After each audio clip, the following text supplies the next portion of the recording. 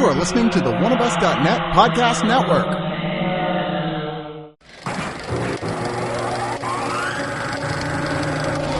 Something's coming.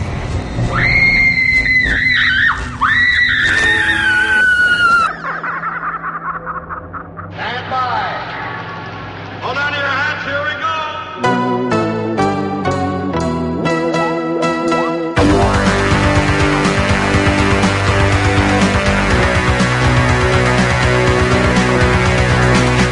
Welcome to the ScreamCast, episode 119. I am Sean DeRager, and with me is Brad Henderson.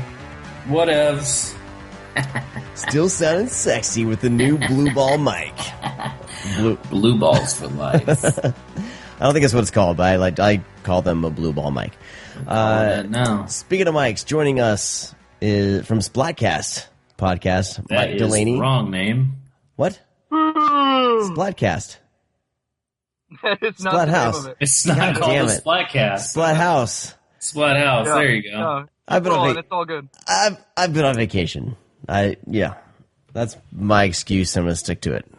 That's no excuse. I had 10 days of gluttony and debauchery. And actually, it's just a family vacation, but I was about to say. It's kind It of looked weird. really cute. It looked really cute. it was nice. It was a nice family vacation up towards Tahoe.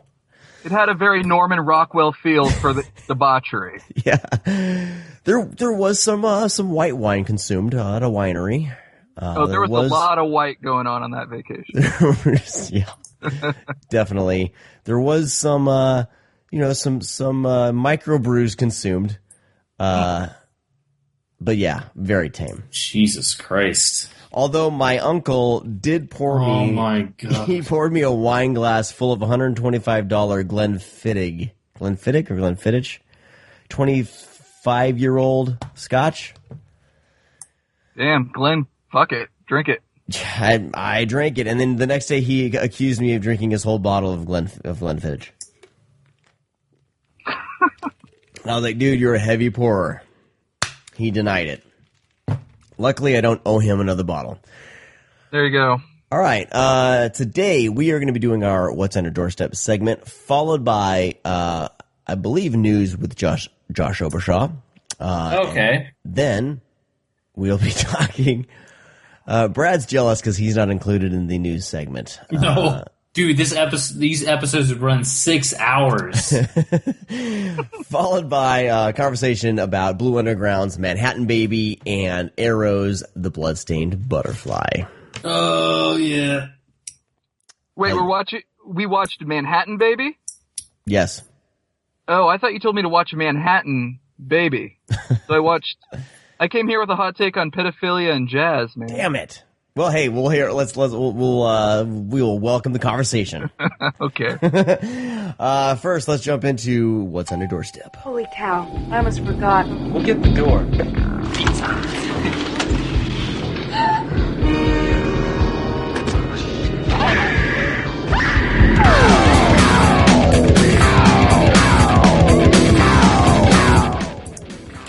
Okay. Would you just open something? I'm shaking my shaker bottle. Of what? It's like a dehydrated coconut water fruit punch recovery drink thing. I don't know. Jesus Christ. Some bro shit. It tastes good though. I mean, It's so funny you make fun of bros, but you're turning into one like month by month. You have some other shit that you do. if I was snapping selfies of me in the gym every morning, then You do snap selfies. No, I don't. I did like one or two Yeah. within the past year. It's a gateway selfie. Yeah, I promise I will not dive in that far. You drink your dehydrated nut coconut. I don't know, it's just a beverage. It's supposed to rehydrate you. I'm a man. I'm fucking drinking purple Gatorade right I'm still now. recovering from that bottle of Glenfiddich I drank. You drank the whole thing. I probably did. Yeah. I had a really big hangover the next morning. How are the screenshots of your Fitbit different than a selfie? Screenshots of my Fitbit? I don't. Yeah, like when you send out the Fitbit. That's like automated. I need to turn that crap off. Yeah, 3 years later, I'm going to turn it off. Well, you set crap like that and you forget about it. I'm like, it's doing nobody any good. Oh, there's Sean's 5 a.m. tweet about Nike. Oh, shit. All right. Well, I'll go first. Okay. Because I didn't really get to watch much. I did watch, this isn't horror, but I did watch Is Mike fucking his mic? Yes. I believe so. Is he like getting out of the car or something? What is that noise? I think he's getting his car just driving away. He just said, fuck it, I'm out. No, I'm here, guys. Can you hear me? I gotta find a fucking power source. Oh. All these devices. You should do that before the show. Yeah, I did. This whole thing's a fucking nightmare. Well, I was gonna say, like, Splathouse is so well produced and so well put together. Like, how long does that take you? Like a month? Like, 'cause you're like fucking this up right now. I mean, we're shitty quality, but goddamn, Mike, he's gone. Yeah. All right, go ahead, Sean. All right. Yeah.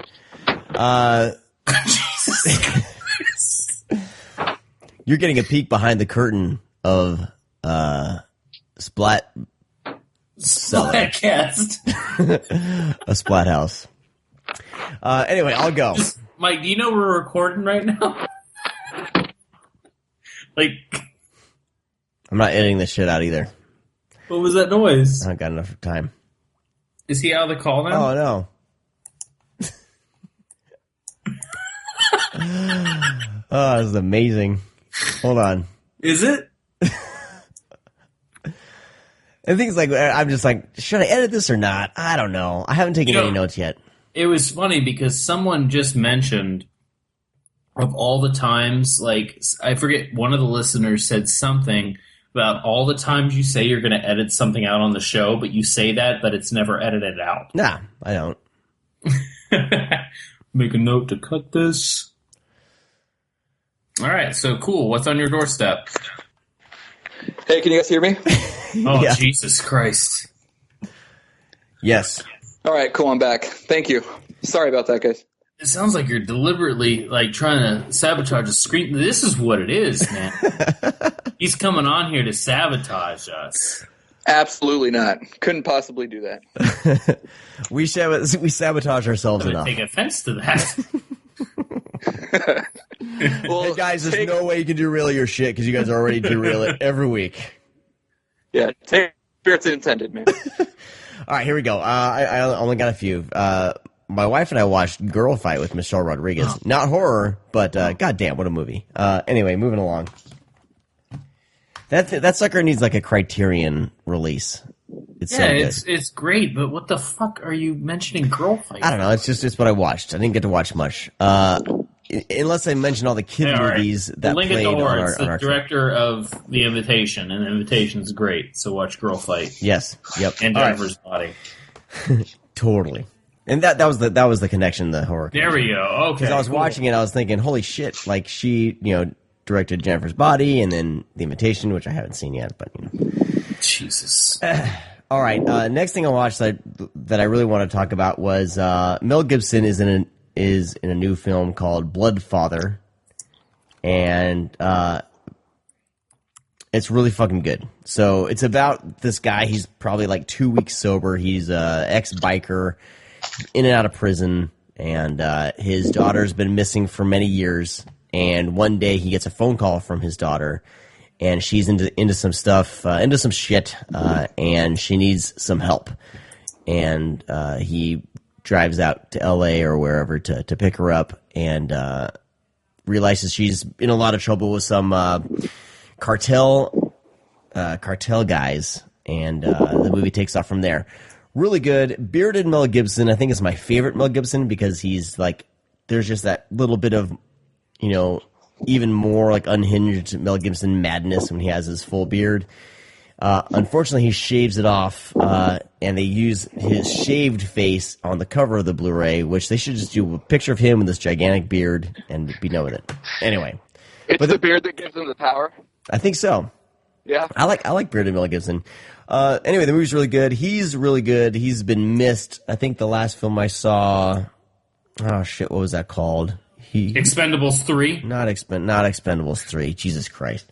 It's the one where he's basically in like a Mexican prison. Oh, Get the Gringo? Get the Gringo, Get the Gringo. That was really good. But Bloodfather's solid. You should check it out. And it's probably one of those that'll end up on Netflix at some point. But the Blu-ray's pretty cheap. And that's Bloodfather. Really happy that Mel Gibson's kind of getting back in the saddle. And I want to see his new World War II flick as well. Him behind the director's chair is always welcomed. All right. Moving along to actual horror here. I broke out my German Blu-ray of Singenor. Das Synthetische is what Jesus Christ. Previously on a Synapse DVD. I think this is just a DVD master messed with a little bit. It looks kind of wonky in HD. But the movie itself, a fun little Aliens ripoff, I should say. And I don't know. There's not really much. If you've seen Aliens, you kind of know the plot. But basically, these monsters are bred for military use, and they get out in some sort of building. Pretty much it. But did you guys know that this is a sequel to a 19... yeah. What year was their sequel like that? Well, the Singener is the sequel. Scared to Death is the original. Yeah, Scared to Death. So I need to track down Scared to Death now. The movie's takes completely place in the dark. The whole entire movie, you can't see anything. It's crazy, but nice. Singenor, fun. The German Blu-ray is pretty cheap, but there's some really wonky stuff going on. You can tell that they basically did some digital cleanup on some sort of HD master or just some sort of shitty quality. But you know, what it is a fun time. That's all I got. Brad? That's it? That's it. I was on vacation, man. I wasn't watching movies on vacation. I watch movies on vacation. I was in wooded area like Tahoe. Should have filmed one then. Giant trees and... Wait, did you film any movies? Any sexy movies? Hell yeah, I did. Dang. This is like coming across as the weirdest family vacation known to man. This just sounds awful. I'm just trying to make it fucked up because I hate you. So, are you on the Eiffel Tower right now? Is that what's happening, Mike? With all that, what is that noise? I don't know. I'm outside my house. It's the only place I could get a Wi-Fi connection. My kids are going to sleep right now. I'm kind of in the same situation as Sean. So. Oh, all right then. Let's hear what you got, Mike. Yeah. Over the last couple of weeks, I've just been watching a lot of movies for the Splathouse Podcast, is what it's called, Sean DeRager. So I've been going back, watching a lot of the films that we're profiling, preparing for interviews, etc. But for fun, I went out and purchased the Herschel Gordon Lewis box set, the Feast box set. That thing is gorgeous. I'm sure you've seen the unboxing, or do you have a copy yourself, guys? I have the big one. I'm on the fence. I may need to sell some blood to afford it, but I'm working on getting that set. Splatthousevideo.com has it for 50% off right now at their Arrow sale. I definitely recommend getting on the other side of the fence. The thing's fucking gorgeous. Amazing package. The only one I watched from it so far is one of my favorites, Something Weird. Just a phenomenal set. The thing that I really love about it, and it's one of the first times I did this for a deluxe box set, is I actually went out and made copies of the booklet that comes with it. They put together this fun little booklet that has puzzles and it has mazes and whatnot. It's in the vein of some get at a carnival. and a Halloween carnival if you're a kid. So I went out and made copies of that, and I've been having my students that I instruct do these H.G. Lewis puzzles around Halloween time. So that's been a lot of fun to kind of get them on Herschel Gordon Lewis as well. Of course, I can't show them any of the pictures. We just stick to Goosebumps and that bullshit. But that was fun watching that recently.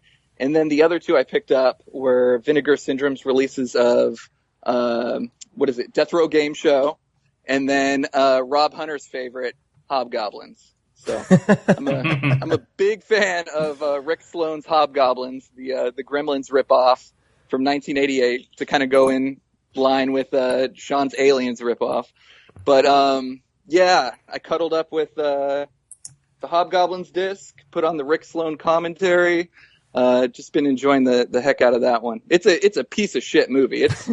It's hard to get through, man. But it's one of those comfort films for me that I really enjoy it. All the silly campiness and the shitty little gremlin hobgoblins. So much fun. But beyond that, I watched Masterminds on VHS last night with Patrick Stewart. Patrick Stewart shit. Yeah. Yeah, I found out that was never even released on DVD. It's one of those weird studio movies that from late in the era that's only on VHS. But it's a really bad as this little piece of shit hacker that tries to save his sister's school. It's good. I like it. But, nice. Yeah, but beyond that, just rewatching Miami Connection, rewatching Manos, The Hands of Fate, People Under the Stairs, Cheap Thrills, and Red Rock West to prepare for our new block of episodes at the Splathouse. I'm a big fan of Red Rock West.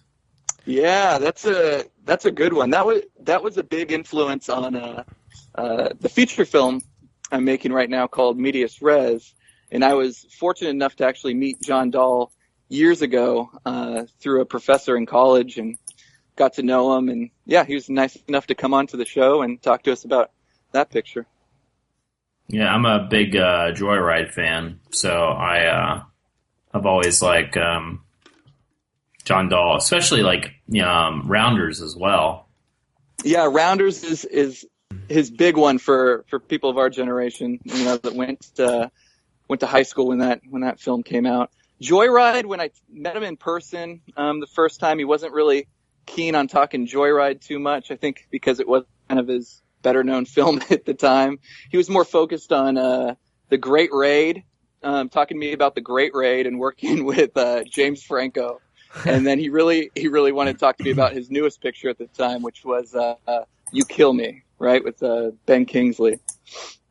Well, yeah. That was a weird fucking night. Téa Leoni was so drunk at this party, and she just kept asking my wife and I if we had her number. And I was like, yeah, I mean, I was like, Becky, we should get her number, right? Like, we should take this opportunity to get Téa Leoni's number. But I guess tragically, that's probably when she found out David Duchovny was cheating on her and oh shit, an alcoholic. And yeah, but no, high times, man, good times. That's all I got. That sounds like a good time. Really good time. It was a time for sure. All right, so I'm gonna really shit on what's on your doorstep with part human, part shark, all psychopath. Mark Polonius' film Sharkenstein or Sharkenstein, huh? Oh my God. Whatever you want to say it. I've watched. I grew up, renting Polonia films at my local video store, like Terror House and Splatter Farm. Shot on video horror is what he was known for, and seeing something that's brand new, and he still maintains that really goofy aspect, and really I don't care for the film at all, but I admire, because I actually just said this on the last episode when I was talking about Donald Farmer's Shark Exorcist. It's the same thing. Like, both of those guys made direct-to-video films, They both recently made a shark movie, and like they're still doing what they love, and they're just making whatever the fuck they want. I think that's pretty cool. Like, you know, if you're into goofy shark films, which a lot of people are, this might be right up your alley because it has some of the worst special effects I've ever seen in my entire life. Like, they just literally have a like claymation shark that they like wave in front of the screen when it's coming. Yes. And then like it just goes like it takes up the whole entire screen and flies by, and then somebody's dead. And it eats them. It's great in that sense. It's just, you know, and it's of course Nazis are involved and they weaponize the shark. I will tell you, there's a little talk about Hitler with the shark, so if you know where this is going, But anyways, fun little film. Next up was Full Moon just released Meridian on, I guess that's how you say it, Meridian? Yeah. Charles Band directed film. This is like a take on an erotic Beauty and the Beast. It's got some heavy adult themes, but also keeps it kind of, restrained to that point where it doesn't go full-fledged, erotic. Because it's obviously Charles Band is going to trying to tell this, like, gothic romance, story while doing, showing Sherilyn Fenn naked. Whoa, by the way. But, it's about two friends. Sherilyn Fenn inherits this castle. Her friend is an artist. She's got to do this painting thing, but she's, goes to Italy for a, kind of a weekend getaway, and they come across this, like, small little circus that's, floating around town. Kind of get involved with the performers, invite them back to the castle. There's a lot of drugs and some kind of little bit of rapey stuff that happens. And then, it's kind of this, wants to keep that fairy tale mentality, but also wants to kind of, throw the reins down and say, fuck it. And that's like some of these sequences with the sex, like 15 minutes. I was like, what the hell is happening? Like, when does Charles Band start making, like, gothic romance films and takes his, like, Little Thing obsession? Because, he has, like, fucking 15,000 movies about little things. Like, there's the other Dolls, fucking Ghoulies, like, Puppet Masters, Puppets, Shrieker. Like, it's all these, like, he's obsessed with little things attacking people. Head of the Family's a little thing. Yeah, the demonic toys. Like, this guy loves small things. Like, he just loves little creatures. So it was good to see that element, like, completely ignored. There's not even anything little that shows up. I thought there's going to be like a little demon that pops up every once in a while. I've actually never seen this film before. This is my first time. But I was really impressed. I wasn't a huge fan of the film, but I was impressed with what I was seeing, what Charles Band was doing. And I know that everybody's like, people are too quick to snub Charles Band these days. And I agree. The guy is a con artist. And, he's done some kind of really, really shitty things in the past few years. But that said, I think he's learned his lesson, obviously. Which let me just jump back. When I first got this Blu-ray, I was like, oh, okay, cool. What are they doing? So I see remastered, digitally restored from the original 35 millimeter camera negative. And I was like, is it really? Like, are we just going to get a DVD on a Blu-ray? Is this a Charles Band thing where he's like, oh, 4K scan, new Blu-ray? It actually looks pretty good, so I am going to give him credit on that. But if you are kind of on the Charles Band bandwagon of hating him, you got to think this guy has created so many iconic horror films, and not only did he produce a lot of these films and write and direct a lot of these films, but he also tried to get, like, if you were renting in the video stores in the 80s and 90s, Charles Band had movies for you there because he was running Wizard Video. He was running all of that stuff. He was putting Texas Chainsaw Massacre and Zombie in stores for you to rent.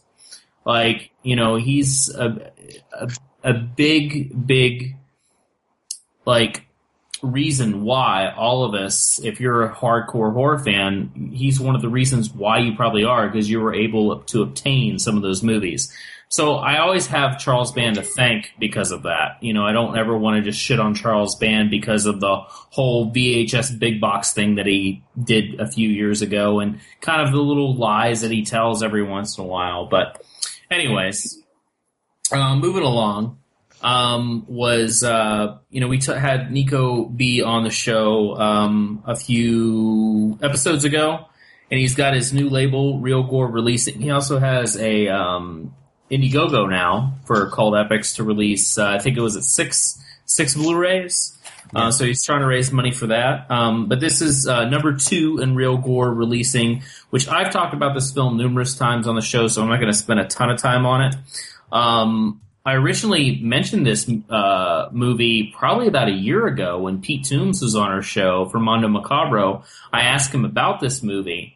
Because this would be a perfect movie for them to pick up. And he said the rights were kind of weird and tied up. Well, Real Gore releasing, Nico B's new label, released this called Masks. It's a giallo, flick. I rewatched it. I still dig it. It's a giallo film. It's kind of a weird take on Suspiria, but definitely follows more of the giallo aspect rather than the supernatural aspect. It's got great cinematography. It's got one of the girl that plays Stella in this movie. She's probably one of the most beautiful women I've ever seen in my entire life. But it's got great cinematography. It's got a great score. The score comes with the Blu-ray, really cool packaging that Nico did on these. So definitely pick it up if you're a fan of giallo films. It is more or less on the kind of on a budget giallo, but it shows you that if this movie entertained you a giallo on a budget, then it must be doing something right, because sometimes, if you guys watched Violent Shit, the movie, then you kind of know, like, oh, whoa, because that was apparently a giallo film, but I didn't catch that at all. Did you guys watch Violent Shit, the remake, yet? Nope. No, I haven't seen it yet. No, I've been meaning to get to both of those. You won't see it. Dude, to watch this is crazy. Hey, I just got some inside information about the Phantasm box set. Do you guys want to hear it? Spill it. Like right now? Right now. Just got some information. What did Josh text you? So Well-Go Releasing is releasing the Phantasm films. They had run into some red tape with some of the rights to a lot of the special features on some of the other films. I'm being told that all 5 films will be in the box set. What were we wondering about? Phantasm 2? Yes. I was curious about that. So all 5 films, they're bringing over a whole lot of extras on all the films, and I'm super pumped. So exclusive. I don't know exclusive, but this just got word on that. So there you go. Because Phantasm Remastered and Ravager are coming out on Blu-ray in December. So, if you want to hold out for the box set, it's definitely happening, and you can probably get rid of your Phantasm 2 Blu-ray. I'm holding out until I see all the specs, though. Well, I hope that they release the other 3 singles, because, I'm not going to wait for a fucking box set. Plus, I'm not I like individual discs. I like individual packaging. I'm not a big fan of box sets because, the thing is, oh, cool, Child's Play box set, all 6 movies. Guess what? One gets re-released, another one comes out. It's what the fuck? So that always bothers me. I've never been a big box. You would be. Next up was Artsploitation's Killbillies. they should have stuck with. I mean, Killbillies does catch my eye. Like as soon as I heard Killbillies, I said yes, I'm in. But then I like look at it, I'm like, shit. This movie's a little too silly. But the movie's not silly. It's just it really tries to use that backwoods creature inbred thing, but kind of hills have eyes, stuff like that, but make it very contained and just overly kind of rapey and brutal. Not my bag, really, but if you're into like psychopath hillbillies that are inbred that have cysts all over them and they want to rape people, then maybe it's for you. I don't know. I'm not a big fan of those movies anyway. So I don't know what Arsploitation is doing with their DVD only releases. Because they probably know no one's going to buy these movies. Yeah, they're probably playing it smart. I know. They're releasing because it's not a good movie. I'm glad the movie got distribution, but it's one of those things where. They had The Perfect Husband, that was, got great reviews. They had Observance, that got great reviews. And those movies are decent. But, stuff like Killbillies, I don't see anybody... I think the name alone kind of turns people away. People like us, so it's oh, God, that sounds hilarious. And then when you find out it's, a real movie, and it's, straightforward, I don't know. It doesn't sound fun anymore. It sounds like a Saturday night... or a Saturday morning cartoon for Quentin Tarantino or something. The Killbillies. It's a little too cutesy. But I guess my question is this: you would know this, Brad. Does Artsploitation have a big imprint with streaming online? How are they making their money if it's not through these DVD sales? Why would they? Well, I mean, they have streaming on Vudu. Oh, okay. Yeah, you could purchase. They usually have them out on Vudu way before they do on DVD. Yeah. Oh, okay. I mean, they're still HD, but I don't know. It's an odd thing. I mean, maybe people do purchase because I think they have a subscription. I think through their website where you can purchase all their movies or something like that. At one time I thought they did, but I could be wrong now. They might have taken that away because they went. They were around and just doing DVDs, and then they went bankrupt and kind of disappeared. And then they came back and they released a slew of great movies on Blu-ray, and then they just kind of started doing DVDs again. So I'm waiting for them to really power forward again here soon. Der Bunker, man. When that came out, I was like, oh shit, here we go. Because that film was fantastic. they had that Der Bunker, they had Observance, and they had Perfect Husband. I wasn't a huge fan of those other two, but I really loved Der Bunker. But I still enjoyed those films for the most part, but this kind of stuff that they have lined up, I'm not too much into that. I'm glad that they are releasing that kind of weird side of cinema that somebody is, but it's just some of those movies aren't for me. This is MVD released this. I was pleasantly surprised by this movie. I remember hearing about it years ago. When Stephen Biro was talking about it. He runs Unearthed Films. He wrote this movie. It's called, I think you'd like this, Mike. It's called Bubba the Redneck Werewolf. And when I heard the title, I was like, no, I don't want to see that movie. But then it started getting a little bit of praise, and I was like, okay, I knew it was filmed in Florida. I kind of know the filmmakers that made it. Stephen Biro is a good guy. He's funny. But how funny can it be? An hour and, 30, 40-minute movie of a guy that turns into a werewolf? Because I do like Wolf Cop, but I like the idea of Wolf Cop more. The movies, they're okay. But, how can we do that again, but with no money? And I was like, this isn't Wolf Cop, of course. But, the same aspect. A guy turns into a fucking werewolf. But it's fucking funny. It doesn't keep playing to the werewolf joke. It bounces around. It has some great moments, some great comedy. It gets really stupid at times, but it keeps you entertained. And I was pleasantly surprised by it. Stephen Biro did a pretty good job on that script, I must say. For being a small, independent comedy, using kind of a a redneck turns into a werewolf, ha ha ha, it actually does put a little laughter in my belly. So I was surprised. If you're into that type of stuff as well, then that's definitely for you, 100%. Does the wolf have like a cute stripe of red behind the nape of its neck or something? No. Next up was Warner Archive released Body Snatchers, which I was surprised that they released Body Snatchers on Blu-ray because, I mean, maybe they are seeing that, oh man, our horror Blu-rays actually sell really well.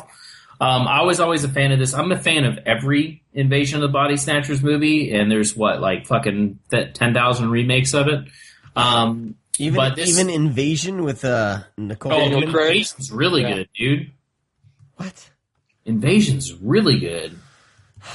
Man, I need to watch it. I'm with Brad on this one. I love fucking pod people movies. They're incredible. I watched the original Invasion of the Body Snatchers about 2 weeks ago, but man, it holds up. I love that. Yeah, no, the original was great. Yeah. But like each one, they kind of go in a different direction with it, and that's what I love. Like you have 3 remakes, but none of them are really similar.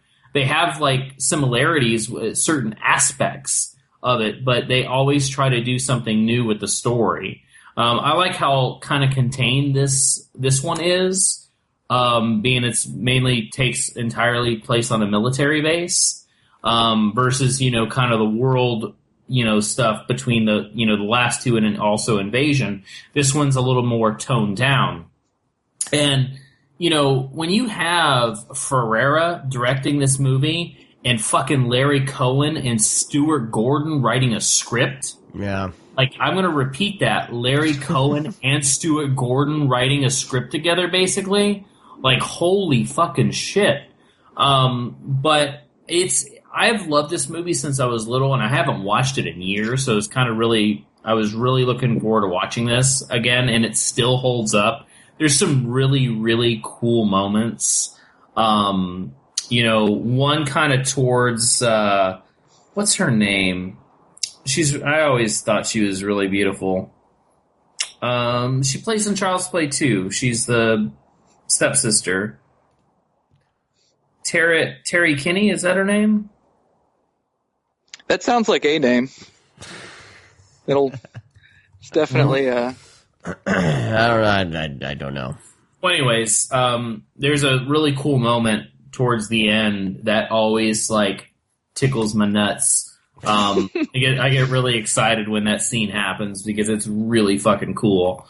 But yeah, I mean, standard, people are slowly being taken over by these little pods, and they turn into these fucking drones, and it's this fucking Invasion of the Body Snatchers, just a different aspect of it. But really great film, great disc as far as it looks. Bare bones, right? Yeah, it's bare bones. But the picture looks great. It's just an HD master, of course. There's no tweaking or anything with it. It just looks like, hey, we remastered this years ago. We're going to slap it on a Blu-ray. Yeah. So and I enjoyed it. Next up was Cinelicious. They released Belladonna's Sadness. I was kind of looking forward to this because this played at a few festivals. This also played at Fantastic Fest, and I didn't get to see it. Mainly because not too big on the Japanese thing, I love live action Japanese cinema, but sometimes when I hear, Japanese cartoons or anime, I'm like, there's going to be dicks everywhere and coming. I'm not into this thing. I'm not into anime. Well, that's stereotyping, Brad. Well, that's what it is. Yeah, there's also tentacle, Brad. Hentai, all this other shit. But anyways, that said, this does have that in there. However, this movie was made in 1973 or something, and it was released only in Japan and Europe. And then it became as a lost film. And then it was re-released, I think, in Japan on VHS. And then Spectravision and Cinelicious got together and did I think it's a 4K scan of the 35 millimeter, and they also found some lost footage in the film, and they pieced it all together. I'm usually not a fan of these movies, but this is one of my probably favorite new movies of the year. It's odd, and it's definitely not for everybody, but it's a very dark and twisted tale, and very experimental with its art and storytelling, that it grabs you immediately. And some of the imagery in this movie is just so fucking hard. Like, they know what they're doing. And it's odd because it's not like all like cartoon, like regular animation. It's a lot of like paintings and then panning over the painting while telling a story. Does that make sense? Like, have you ever seen that? Kind of like in school when you're watching like, old like, instructional like history videos, where, the narrator is panning over the picture or something and telling the story. Well, that's what a lot of it's like. There's also a lot of movement in animation, but it's a lot, like a lot of it's watercolor paintings, which was kind of new to me. Like, it's a lot of the stuff's hand drawn. It looks beautiful, but there's a lot of, watercolors, and that was kind of bizarre seeing that. But it's very sexual. It's very phallic-y, and it's kind of got a heartbreaking story. Short, it's about a peasant woman who marries a man. On their wedding night, she gets taken up to this baron. They pay taxes in one cow. He wants 10 cows. They can't afford it. So he takes her, kicks the guy out of the village, takes her and rapes her. And it all kind of dwindles down from there. And, it gets really fucking heartbreaking. So if you want to watch something kind of emotional, watch Belladonna's Sadness. If you have Amazon Prime, you can watch it for free. Yeah, I saw that. That's good to hear, Brad, that you enjoyed it. I'm also not a huge fan of anime, but I had first learned about this movie probably about 10 years ago. I don't think he directed it, but didn't Osamu Tezuka have something to do with it, either writing or He producing? didn't direct it because the guy that directed is like E something. His first name is E. But it was like a trilogy. Yeah. And I think Tezuka did a couple of the earlier films, but this was their last film together. That's the reason why they made it, and then they went bankrupt. That's the reason why the film didn't really go anywhere, because they released it and then they went bankrupt, and then it was just disappeared. His more adult stories are fantastic. He did this great adaptation on the life of Buddha that I share with my high school students that is just profound in its storytelling.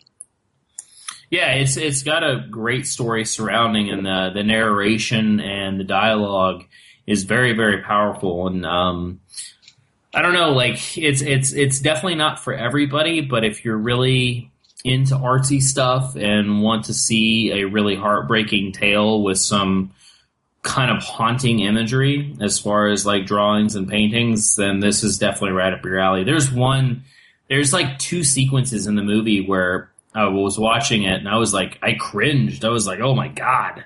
Like, I couldn't imagine if this, like, there's no way they could show this, like, actually film this with people. Like, you can't, there's certain things you just can't do, it's just, that's the reason why people like anime, is because you can't make water, wind or something move the way you want it to. So that's the reason why you can control everything. And the things that they do in this is just, it's really it's horrifying, some of the sequences. But, definitely check it out. Speaking of Belladonna, this is a good segue. Speaking of Belladonna, I'm a big Tobe Hooper fan. And, there's one Tobe Hooper movie that I've never seen until recently, and that was The Mangler. I tweeted out The Mangler is probably the best movie ever made the other day, and a lot of people retweeted and favorited that tweet. And I also got a lot of people saying, what the fuck are you talking about? Well, I am dead fucking serious when I say I fucking love The Mangler. I love Tobe Hooper. I love his insanity. The guy is fucking off his rocker 100%. And the reason why I talk about belladonna is because they talk about belladonna in this movie as a drug and stuff like that. But it is about a machine that irons and presses and folds laundry, and it's possessed. And Ted Levine, speaking of Joyride, here's another segue. Ted Levine is like, he's the shit, man. He's always been a great fucking actor. He's great as, fucking Rusty Nail in Joyride. He's great in this. He's great in a movie that just was released a couple years ago. It was like in my top 10 for a little while called Banshee Chapter. He's great in the Hills Have Eyes remake. Like, he's phenomenal in that. He's a good dad. Everything he's in, I just love his voice, number one. He's got such a... yeah, it's another Silence of the Lambs. There you go. But he's such a great actor and just a great character actor. And he's perfect because he can really fucking churn it out sometimes as be playing a crazy person. And he gets to play a crazy person in The Mangler. And that's what I love about Tobe Hooper films. And I don't know if I guess I've always noticed it. And if that person that keeps taking my thoughts and writing them in articles, I swear to God, I'll fucking brain you if you steal this. I love Tobe Hooper's, like, how his heroes are crazy as well as the villains. Like, his villains are already insane. But his heroines, his protagonists, they are going crazy at the exact same time. Look at the insanity that is filled in his movies. Like, take Texas Chainsaw Massacre. The family's crazy, but Stretch and Lefty are going fucking crazy at the same time. Yeah. Like, they are going insane. The same thing as, like, Poltergeist. We have, the fucking ghosts going there. But look at the family. Look how insane. Look at their insanity that they're going through. Fucking a tree eats a kid, for Christ's sakes. Or Eaten Alive, where I was just about to say, insane. Yeah, Eaten Alive. Like, everybody's insane. The Toolbox Murders, even though people shit on that. Like, it's just, he has such a way of storytelling that it's like a drug-fueled nightmare. And that's exactly what The Mangler is, and that's why I love it so much.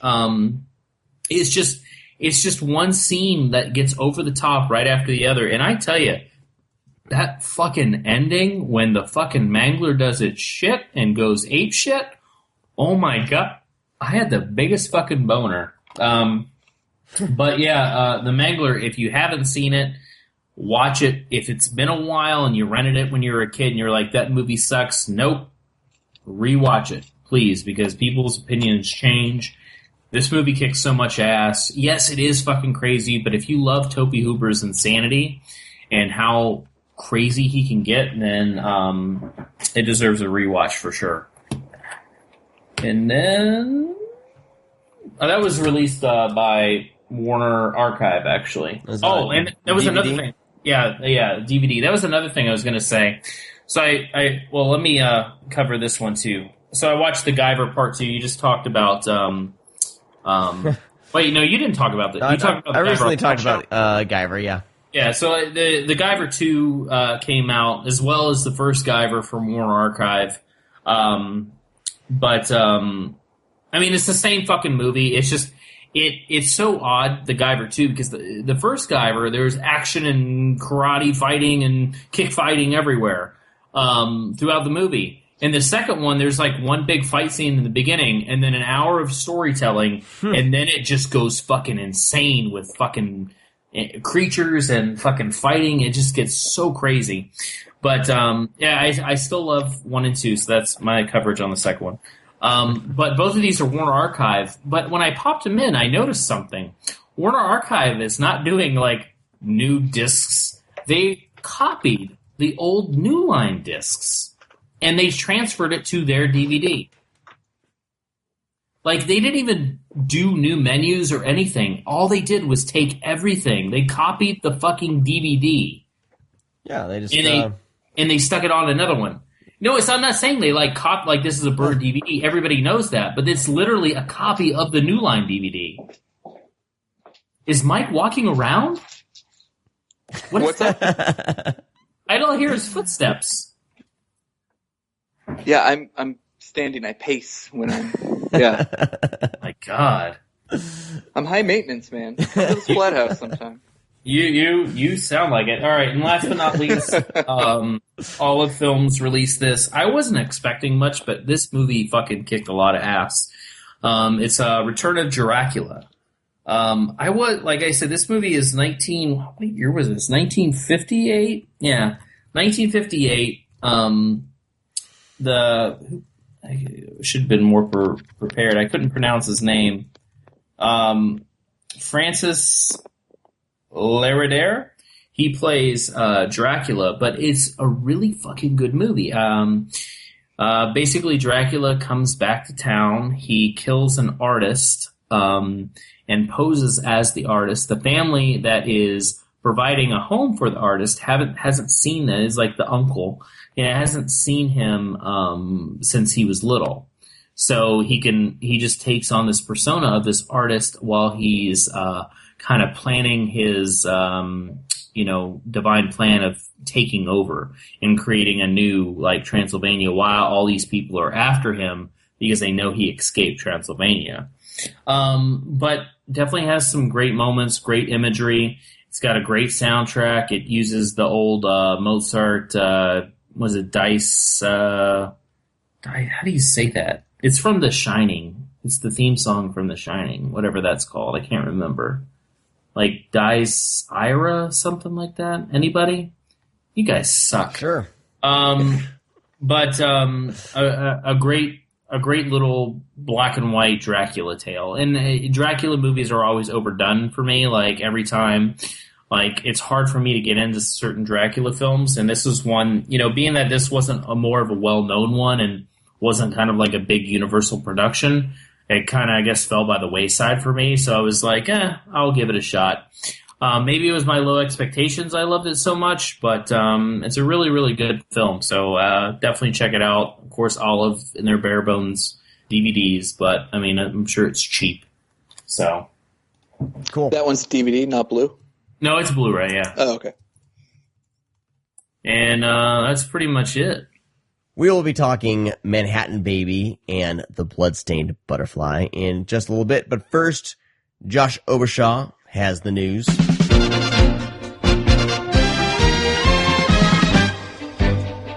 Josh, what's up, man? What's up, everybody? Hope everyone had a great Halloween. Well, yes. I do the family Halloweens, hang out and walk the kids out of the block a few times, get some candy. That's about it. Pretty low key. How about you? What was your Halloween like? Well, I am currently a tutor at the local community college here, so I had to go to work today, but it was cool. I didn't have a costume, but I wore my horror fandom on my sleeve. And it was just fun going to work and seeing a whole bunch of younger kids just dressed up as some crazy shit.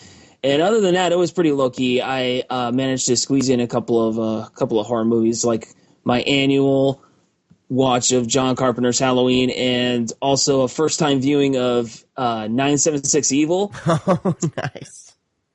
Which is pretty nutty. It was definitely pretty nutty. If people are familiar with that, that's the movie Robert Englund directed, and Stephen Jeffries, Evil from Fright Night. He was great in it. I mean, it's very, very similar to something like Evil Speak, but I think Evil Speak's a little bit more solid. There's something really I felt that was a little off about 976 Evil, but it was pretty enjoyable. Yeah, that's one of those I always would look at the back, and the VHS case, the back was all gory. They didn't shy away from showing gory crap, in the little pictures on the back of the boxes. So I always would just kind of stare at that and just kind of think about what could this movie possibly be. I finally watched it a couple years ago, so. All right, man. Cool. What have you got for us?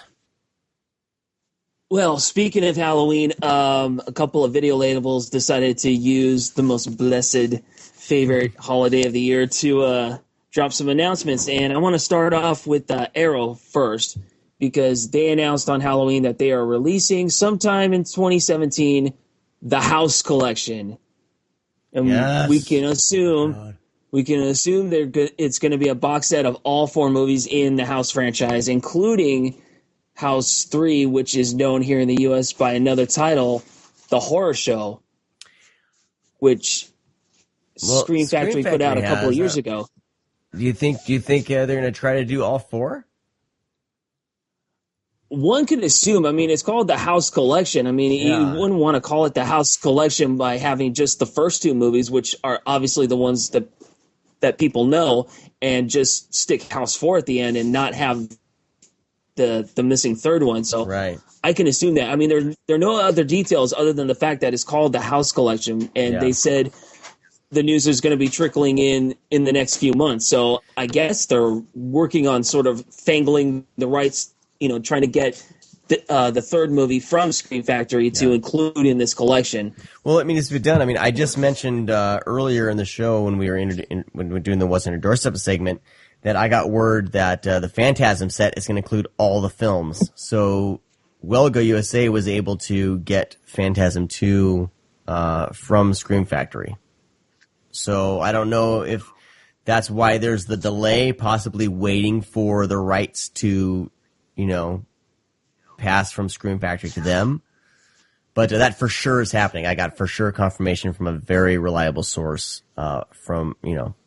so. But yeah, so it's happened. So maybe that's what's going to happen here with Arrow, which would be great. I would love having them all in one box. Yeah, I think that Halloween box set a couple of years ago is kind of like started this trend of companies working with each other to try and put all of these movies under one title, and I think it's just fantastic. Cool. Well, yeah, I can't wait to see what all the news that comes out with that. House 2 is a lot of fun. And it totally is. I can't remember House 1. It's like House 2 is the one that I remember the most.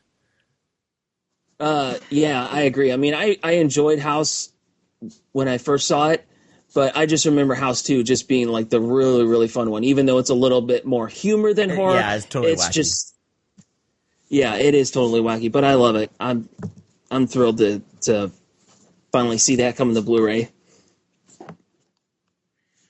I did ask Arrow if they could look into the Carnosaur trilogy. So, I mean, if they're doing the House, collection, they might as well look into Carnosaur. They told me that they would look into it. Fair enough. They did tell me they'd look into it.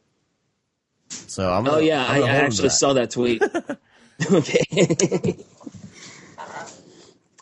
Well, moving on, the other big thing that was revealed on Halloween was Scream Factory, because they announced 10 new titles, man.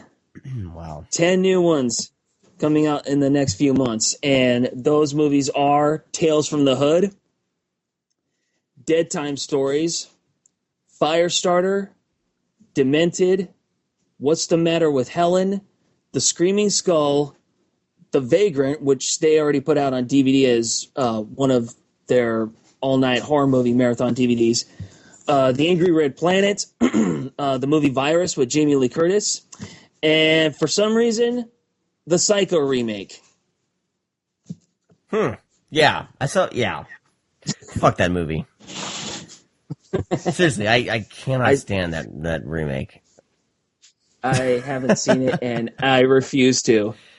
It's like, what's the point? Shot-by-shot remake with different actors, and I don't know. There's just something about the original Psycho in black and white. The violence of it still feels, I guess, more visceral than what the remake. And the remake tried to add a little more sleaze factor with him looking through the hole in the wall and jacking off. It's just like, I don't know. I don't know. Whatever. But apparently, it'll have its fans, and we'll see all these articles on how it's a misunderstood remake and everything. But I'm gonna hold by my stance that I cannot stand it. But hey, more power to them. Right. I guess if you're a real diehard Psycho completist, yeah, it's for you. But I don't know. I'm still no. I mean, it's been 18 years, but I'm still very much a no on that. Has it been that long? Jesus. Yeah. Ugh. Yeah. It's hard to believe. More news. 88 Films just also dropped a bunch of titles that they're going to be putting out on Blu-ray, including The Mighty Peking Man, Amok, Eliminators, which is another Scream Factory title, Killer Constable, Navajo Joe, and a couple of more movies that Code Red are also putting out. Syndicate Sadists and 2019 After the Fall of New York. Which 88 Films is also going to be releasing, I believe. Yep. So those... Boy, the ongoing saga of that little... It cracks me up. It does. And, speaking of Code Red, Vinegar Syndrome announced that they're prepping for Blu-ray a couple titles for 2017, Terminal Island and Group Marriage. And I just saw a tweet from Brian Sauer. He picked up a couple of Code Red titles, and two of them were Terminal Island and Group Marriage. What? DVDs or Blu-rays? I'm serious. I looked at the photo. They're Blu-rays. I tried looking them up on the Code Red site, but guess what? It's not up.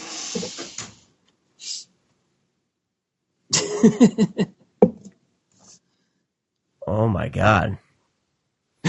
Wow. They were announced back in May.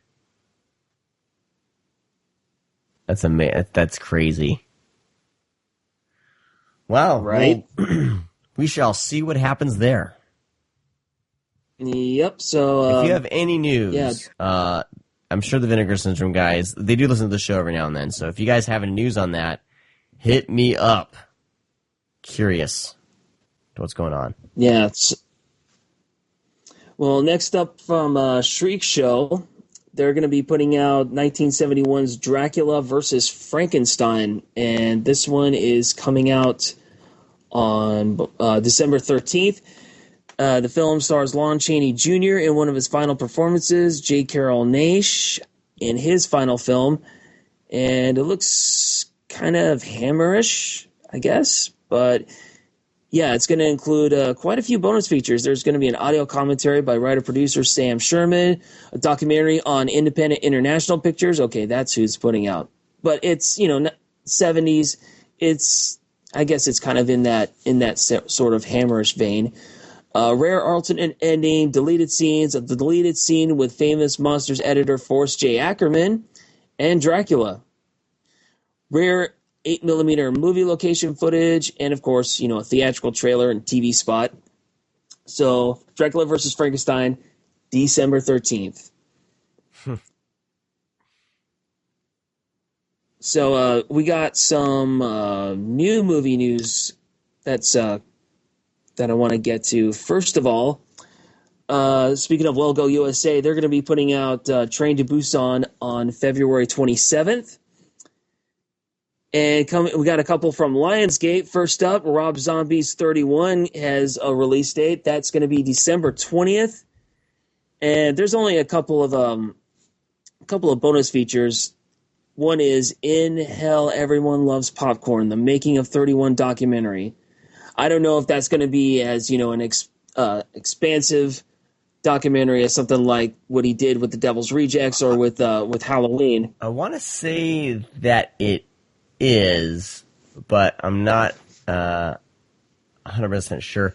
I was kind of bummed that it's not the director's cut, 'cause I heard that he had a director's cut on that. Maybe I'm wrong. Yeah, I think I kind of heard something about that too, but nothing I've read that said that it was going to be a director's cut. Yeah. Oh well. I'm torn on this. I'll probably. I mean, this. I think I could have bought this for like $6.66 from Vudu. I should have just done that, but I was just gonna rent it because I've heard, I've heard mixed things. Yeah, the documentary is gonna be about 4 hours.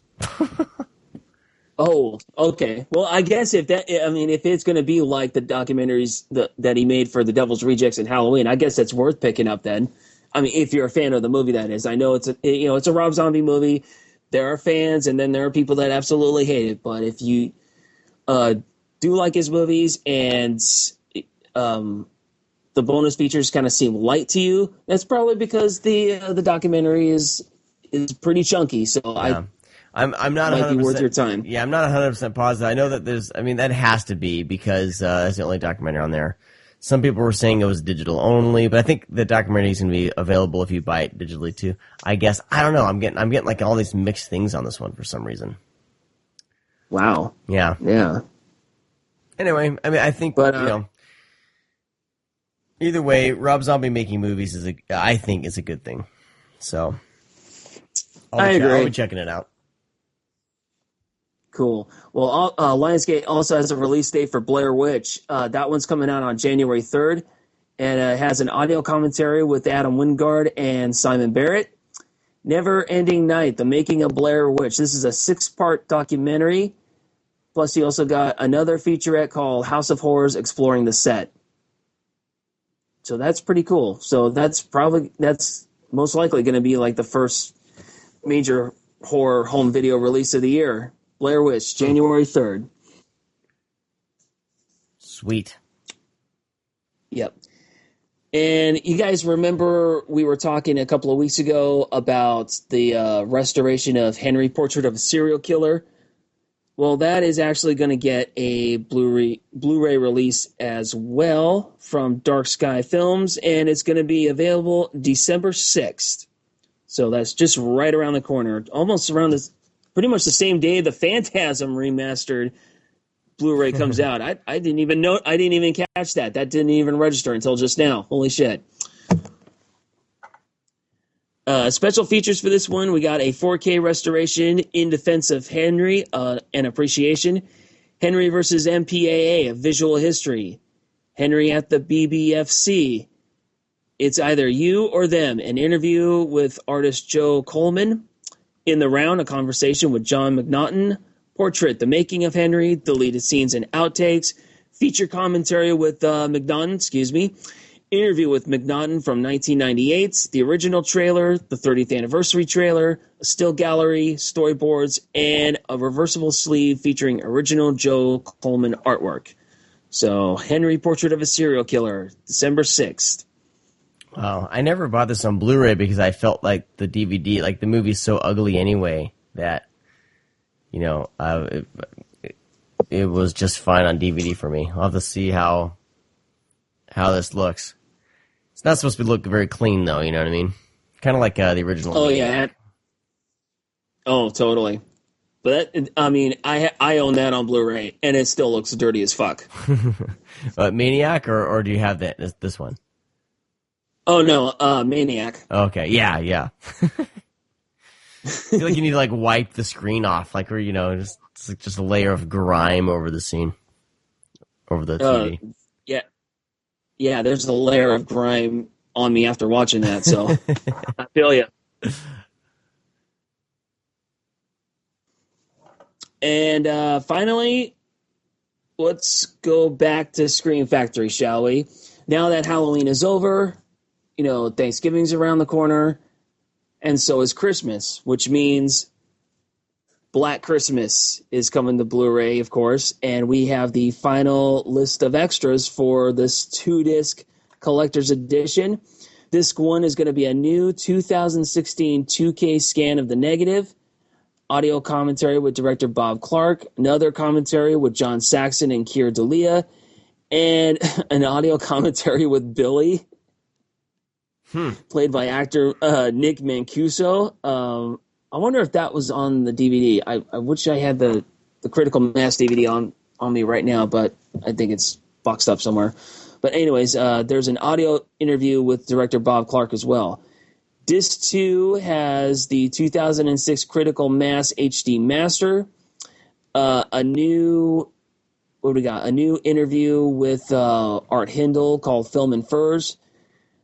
Victims and Virgins, Remembering Black Christmas with Lynn Griffin. Black Christmas Legacy, a 40th anniversary panel at Fan Expo 2014 featuring John Saxon, Art Hindle, Lynn Griffin, and Nick Mancuso. On Screen, a Black Christmas featurette, 12 Days of Black Christmas featurette, a Black Christmas Revisited featurette, some archival interviews with Olivia Hussey, Art Hindle, Margot Kidder, Bob Clark, and John Saxon. A midnight screening Q&A with Bob Clark, John Saxon, and Carl Zitterer. 2 scenes with a new vocal soundtrack. Interesting. And original theatrical trailers, TV and radio spots, an alternate title sequence, and a still gallery. Wow. Nice. Yeah, I'm going to pre-order this tomorrow. Yeah, I'll have to trade in my current Blu-ray. Because I guess they just slapped the HD master on Blu-ray. I see. So was that the one that was released in Canada only last year? Or was this also by Critical Mass? Black Christmas? Yeah. Yeah, it's the one with the white kind of cover with looks like Margot Kidder with the bag over her head or something like that, being choked. Oh, okay. I think that's the Critical Mass Blu-ray. Yeah, it's been out for a while. I finally picked it up last year, and then now, excited kind of held out on it, and then now, of course, I'm gonna try to unload that and get this, because this one sounds like they really, I mean, the video quality on that one wasn't that good anyway. So with striking a new master, and restoring it, I can't wait to see how this looks. Neither can I. Yeah. This is one of my favorite all-time horror movies. And yeah, like I said, I'm pre-ordering it tomorrow. That's a done deal. I'm sold. Yeah. And with that, I bid all of you guys a good night, and we'll see you when we see you. All right, Josh. Thanks, man. No problem.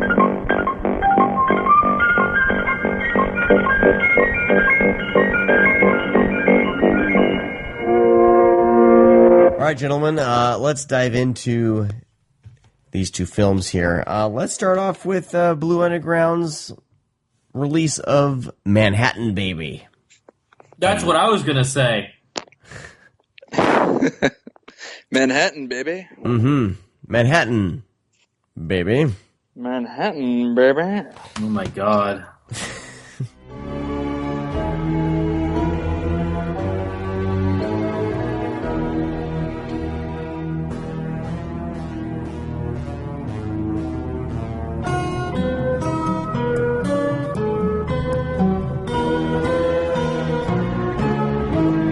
Did either of you guys get the 3-disc edition? Yeah. Yes. Yeah, with Cool. the Blu-ray, DVD, and the compact disc. Yeah, I just have the old Anchor Bay, so I'm excited to hear what's all on this new edition. Well, I mean, Blue Underground is, I've really loved all their recent releases for sure. So, but yeah, Manhattan Baby, this is a Fulci film, of course. This is one of his later films. And he teamed up again with Fabio Frizzi for the soundtrack, which is included in this set. Nice. It's actually a great interview with Fabio Frizzi. Yeah. About all his work that he did with Fulci. It's very heartfelt and emotional. It's really great. And that's what I love about this disc, especially, is because if you like Lucio Fulci and all his films, like this really kind of fills in the gaps on kind of, if you're, the knowledge gaps, especially that I've had, because I've, discovered Fulci and these other directors a little bit later on. So there's a lot I don't know. So the fact that Blue Underground goes out of their way to really put some really great interviews on here that aren't just kind of little puff things about the film itself, but they're they're about the careers of the career of Fulci for sure, and Fabio Frizzi, and so even if I don't like the film as much, I can definitely appreciate this release. I wasn't a huge fan of Manhattan Baby. I'm just going to come out and say it. I liked the beginning. I thought the beginning was inspired with the pyramids and the that kind of Indiana Jones type stuff, Mm-hmm. But once it kind of gets back to Manhattan or wherever they're supposed to be, New York or whatever, it kind of starts dragging. But it starts to pick up with the Fulci weirdness near the end. So that was my initial gut reaction to the film for seeing it for the first time. But I'm sure both of you have seen this more than once. Am I correct on that? At least 5 for me. Yeah, I've probably seen it like 3 or 4 times. Okay. Yeah. So how is it revisiting after you've seen it? What was your Mike? What was your when you first saw this? What did you think of it as compared to how you feel about it now? Yeah, when I first saw it, I definitely had some of the similar opinions that you just stated. I saw it probably very early on in discovering Fulci. Definitely. Oh my God, you're gonna solidify my theory. I guaranteed it. What? Watch. I have a theory behind Manhattan Baby, why people don't like it. I love Manhattan Baby. But No. I'm saying that first initial watch. Oh, okay. Yeah, and I'm sure, yes, if I'm tracking what you're thinking, then yeah, you're probably right. But I watched it after I saw The Beyond and Zombie 2 for sure. Mm-hmm. For sure. There you go. So it didn't have that kind of gonzo violence and really just bizarre camera work and storytelling. It's actually like a very well composed film. I think it's beautifully shot. It's one of his best looking pictures, in my opinion. The symbolism that he uses in the movie is much deeper and richer than his previous films, in my opinion. I think it's a fantastic picture. But when I first saw it, Sean, you're absolutely correct. Its pacing is a little bit slower.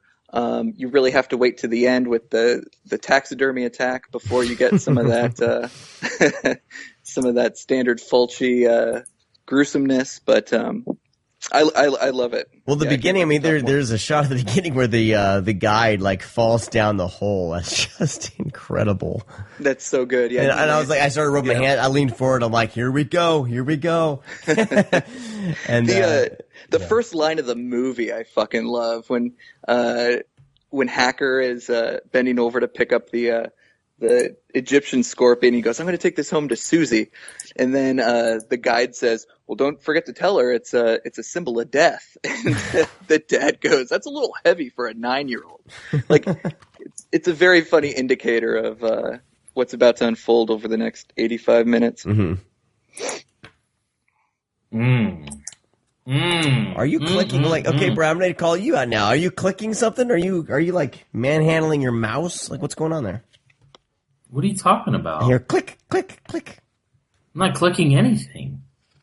I'm hearing clicking too. We hear clicking. Yeah. I'm not clicking. My hands are on my dick. That I believe. You were talking about Sherilyn Fenn naked. Yeah. Well, what I heard year clicking. is that movie, by the way? I'm sorry. What year is Manhattan Baby? No, what year is Meridian? Really? The Sherilyn probably Fenn movie. 1990. Oh, this is like Twin Peaks era Sherilyn Fenn? Yeah. All right. Yeah. No, Manhattan Baby's 1982, right? Yeah. Yeah, Okay. 1982. Yeah.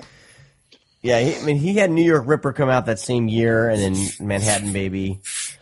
And Well, here's the thing: is you said something in the beginning that kind of upset me a little bit. You said this was like later. Well, this is like he made this right in his prime. okay. Like he was coming off of The Beyond and New York Ripper and Conquest and House by the Cemetery. Like he was making all those films.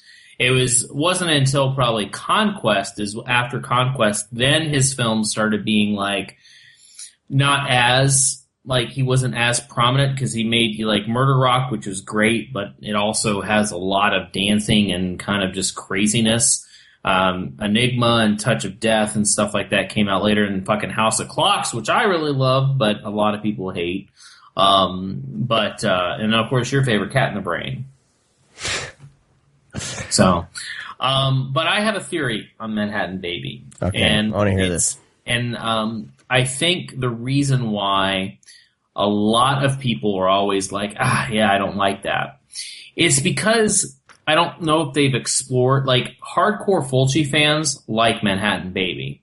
People that watch Fulci, like, have seen The Beyond and House by the Cemetery, New York Rippers, Zombie. They're all like, oh, that's his worst movie. Well, I think once you dive into Fulci and you kind of know how his movies are and who he is, and working with Giordano Sacchietti a lot, like, his movies are really batshit that aren't so polished and very notable. Like, I think if you watch, like, Door to Silence and Voices from Beyond, Zombie 3 even, like, he has this certain just batshit about him and this craziness. And I like when he explores that as a filmmaker. And coming off Manhattan Baby, he wanted to do something a little bit different because, I mean, all these other possession and exorcist films were very popular. And, this was his last film. I believe this is his last film he worked with Giordano Sacchietti, which I know that I think they had a falling out. And I think that's another reason why the film is kind of wonky. Because I think if I remember correctly, it might say it in this booklet, I don't think he stayed the whole entire time of filming. I think that he said peace and he walked away. I know his last time working with the producer, Fabrizio De Angelis. I don't know. I can't pronounce his name. That's really good. But I think there was a lot of production problems with the film, and that kind of maybe adds to a little bit more of the craziness. But my theory is that people judge it along with some of his best work. Right. I think Manhattan Baby works best with Fulci if you look at it with all his work. Because it feels like a Fulci film, it looks like a Fulci film, like it bleeds Fulci. But I think that if you are just watching the mainstream Fulci films, then yes, it is by very different. And you may not like it. But I think that if you dive into his westerns... For the Apocalypse. Yeah, For the Apocalypse is probably one of his best movies ever made. Absolutely. And, kind of his even later 90s stuff. I think that people, if you really dive into watching, you at least watch, 30 Fulci films and then watch Manhattan Baby, I think you'll respect it a little bit more and like it. Because I didn't see Manhattan Baby until later. I watched a lot. My first Fulci film was Zombie, because I watched that when I was very, very young. And I love that. And then I know that I bought the Diamond releasing DVD of, it was a really cheap company that released actually The Beyond and House by the Cemetery. The Beyond was released as Seven Doors of Death at the time. Oh yeah. But Seven Doors of Death, House by the Cemetery I watched, and then I got into kind of, watching all the zombie films, all the sequels, because he directed part of part 3, Murder Rock. And I didn't see Manhattan Baby till later, and I watched it. I didn't think anything of it. I was just like, oh, this feels like a Fulci film. This movie's crazy. I enjoy it. I will say it's one of my, as far as liking it, yes, there's a lot of more Fulci films that I like more than Manhattan Baby.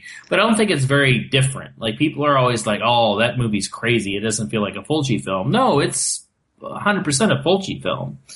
It's just... in this film, he wants to focus a lot more on the storytelling aspect. Mm-hmm. I think people are looking to expect something kind of more in your face, like his other, The Beyond and everything, with a heavy score and kind of in your face with gore and stuff. And there's some gory scenes, and we have the bird attack, which is great. Yeah. But everybody's like, "Oh, the bird looks fake." Well, what do you think the fucking pipe cleaner spiders look like in The Beyond? Yeah, it's also a reanimated taxidermied bird. It would look fake. You know? And then to take it one step further, I mean, he really does get in your face. The movie is a collection of shots of people's eyes. It's like, in their face. No, as I was going to say, it's very it is very claustrophobic. And it's very, very, it's not as wide as, stuff like Zombie and House by the Cemetery, kind of just how he uses the imagery around and his settings and stuff like that. He does stand very close, with kind of just but it's great cinematography. It's, some great imagery, and it's very very stylistic compared to some of his other films. As far there's some great shots in his other films, but I think Manhattan Baby looks good throughout the movie. Yeah, I actually wrote a note down for you, Brad. I was thinking of that show months back where you called out One Perfect Shot. You remember? You're like, all that fucking guy does is he puts up shots that are perfectly symmetrical. This movie is full of freeze frames that One Perfect Shot would love. He uses symmetry out his ass in this. So it's I definitely thought of you. And then I thought of Rob Hunter, because didn't Film School Rejects combine with One Perfect Shot? Oh, I don't know. I thought I knew who One Perfect Shot was. If I think about it, I'd find who it actually is, but I'm not sure. I feel like they're somehow connected in a way.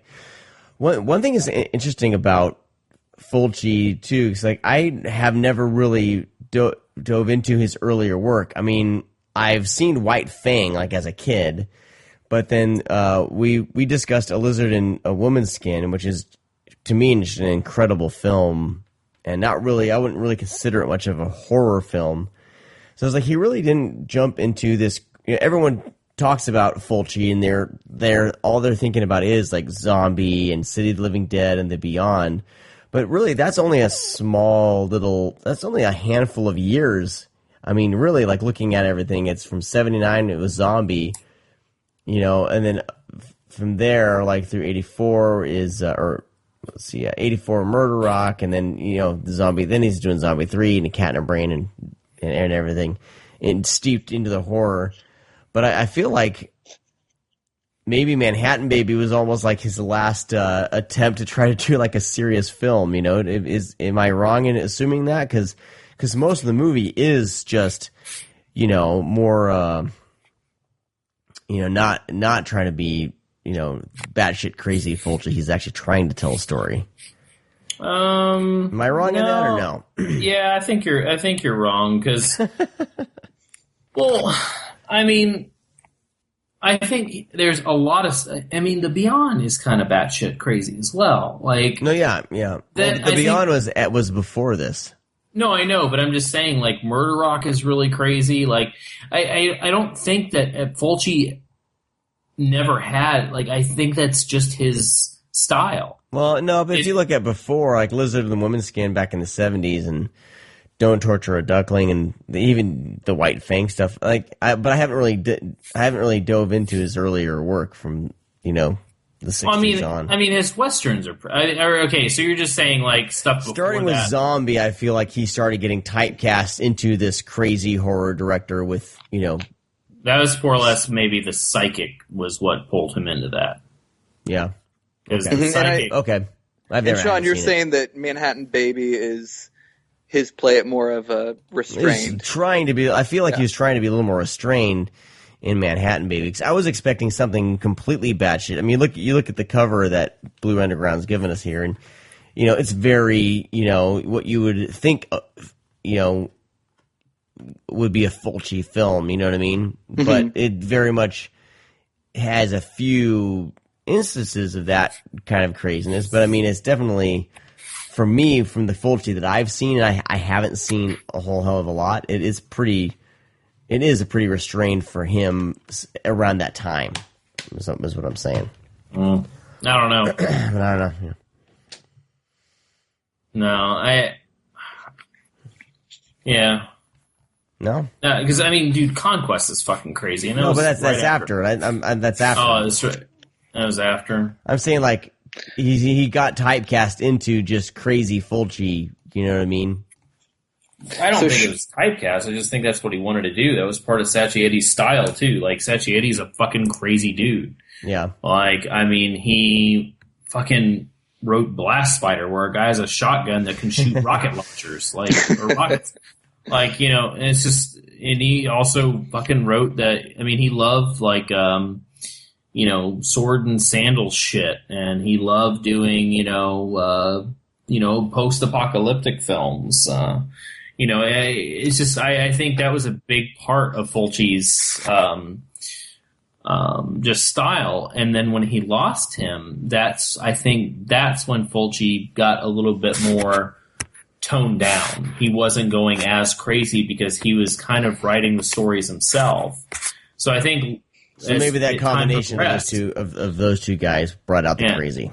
Yeah, I think through time, after Manhattan Baby, kind of mainly probably after Murder Rock, that's when, you know, aside from maybe Enigma, a lot of his films, he did tone it down a lot, and it became more contained and not as crazy. That's just my opinion, though. I mean, I think I've seen at least half of his catalog. You know, as some of his earlier Western films, I don't think are available anywhere. Mm-hmm. You know, and if they are, they don't have subtitles.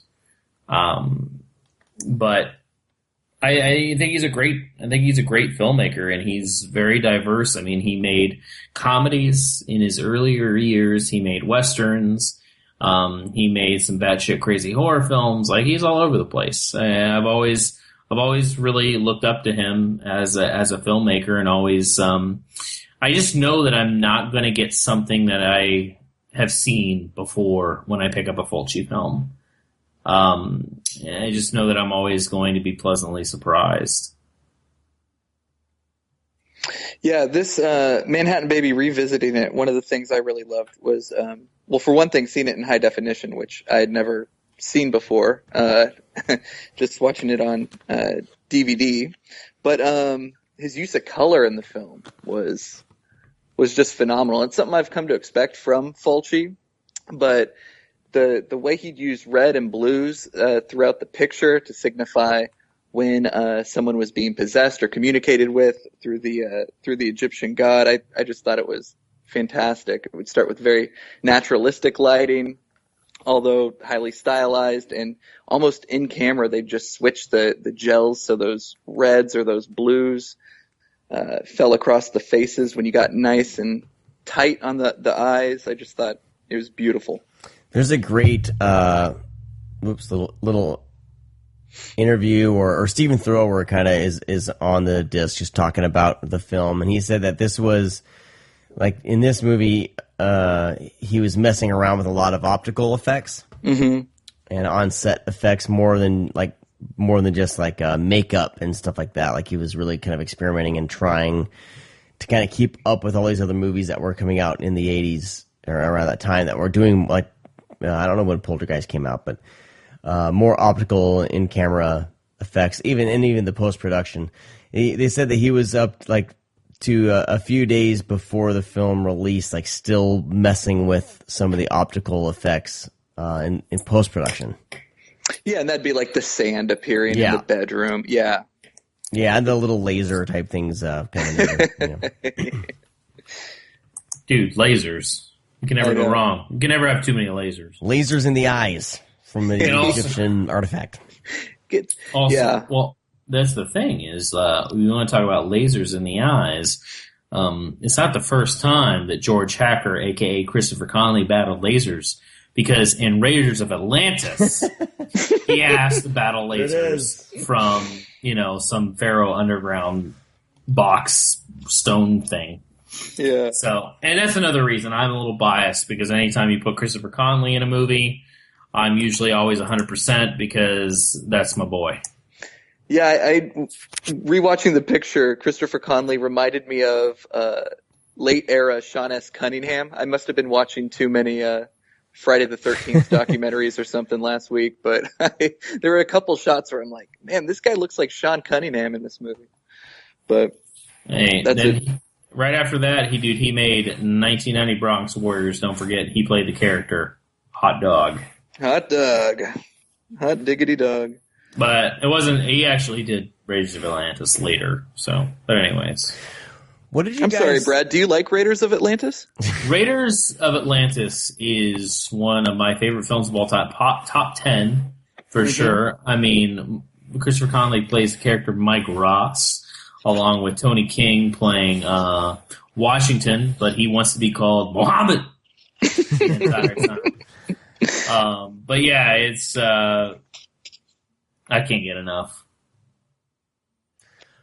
So. What did you guys think of the kid actors? I thought the girl was fine. The other kid. Whoa, Sean, Jesus. What? Yeah, it's man. Huh? I know Donald Trump's running for president, and he's kind of popularizing sexual offenses, but you can't just come out saying that girl is fine. No. God damn it. That's not what I'm saying. Acting wise, Jesus Christ. The kid's great because, dude, he played Bobby in the other Fulci film with, I said it like 1,000 times. Shit. What's the name of the dragon through the house sequence? God damn it. House by the Cemetery. Jesus Christ. But yeah, he always, and he played in fucking shit. Oh my, I quit. I can't think of anything right now. I thought Demons. He played in Demons. Yeah. I thought it looked familiar, but I don't know if it's a problem with the dubbing or whatever. But good God Almighty, was this always English? Is there an Italian version on this disc? No.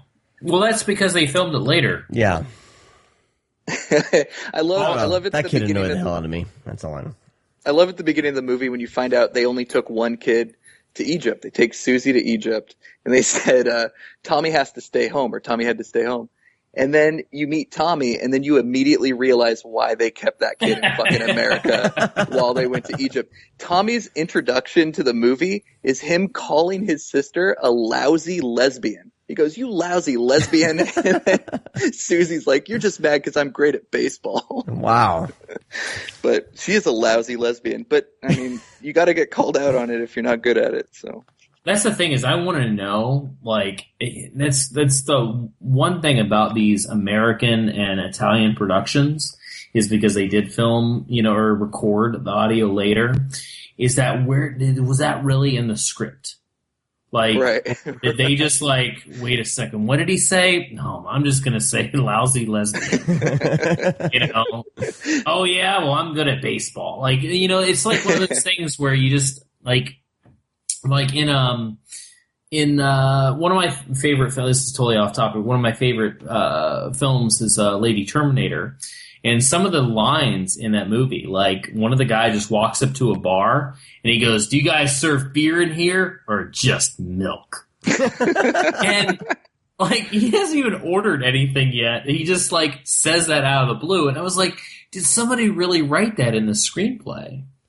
It's just, it's odd, hearing those lines, especially with, this bad dubbing, because it makes you question the people, were they reading the script?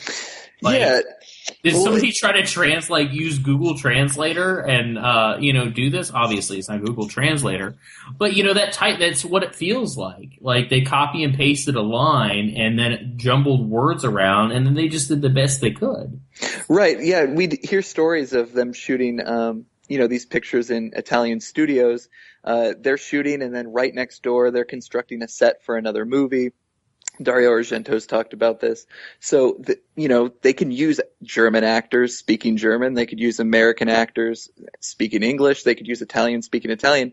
And then, you just fix it in post. You're like shooting it MOS, and you can just say whatever you need to when you're back in the post production studio. Because and then again, we have like Bloodstained Butterfly, which we're going to talk about next. But the dubbing on that's perfect. Yes, it's pretty. Good. And it's odd because Manhattan Baby, that's the way it always will and always has been. But Bloodstained Butterfly, it sounds good. It isn't crazy. It doesn't. It's not jarring when you see them, their mouths like sync up, because it actually does a fairly good job. But sometimes in, Manhattan Baby, people will be talking, you'll hear, but no one's mouth is moving. There's a lot of like talking through teeth or dialogue that comes just when someone's smiling or something. Yeah. Let's talk about Lady Terminator. For Raiders of Atlantis. God damn it, no. Well, let's talk about the soundtrack for a little bit. Fabio Frizzi obviously came in and did some new compositions, and then he brought in, they used, things from City Living Dead, The Beyond, and I think from Zombie as well. And I don't know if I was combining them all, or I've heard those three so much that I kept recognizing them, but I swear I heard like the Beyond music from the Beyond like 3 or 4 times, or I was getting it confused with Zombie or City of the Living Dead. But I knew that there were tunes I'd heard before, and that totally like took me out of the film. Do you guys have any insight to why Frizzi did that or Fulci did that? I mean, well, the cues to save money. Yeah, the I cues guess, sound. Yeah, very similar, but it didn't take me out, even because I saw your tweet the other day about that, or wherever you posted, and so I had that in my mind when I was listening to the score on this rewatch, but it didn't take me out. But yeah, there were a couple times where the cues are used very similarly.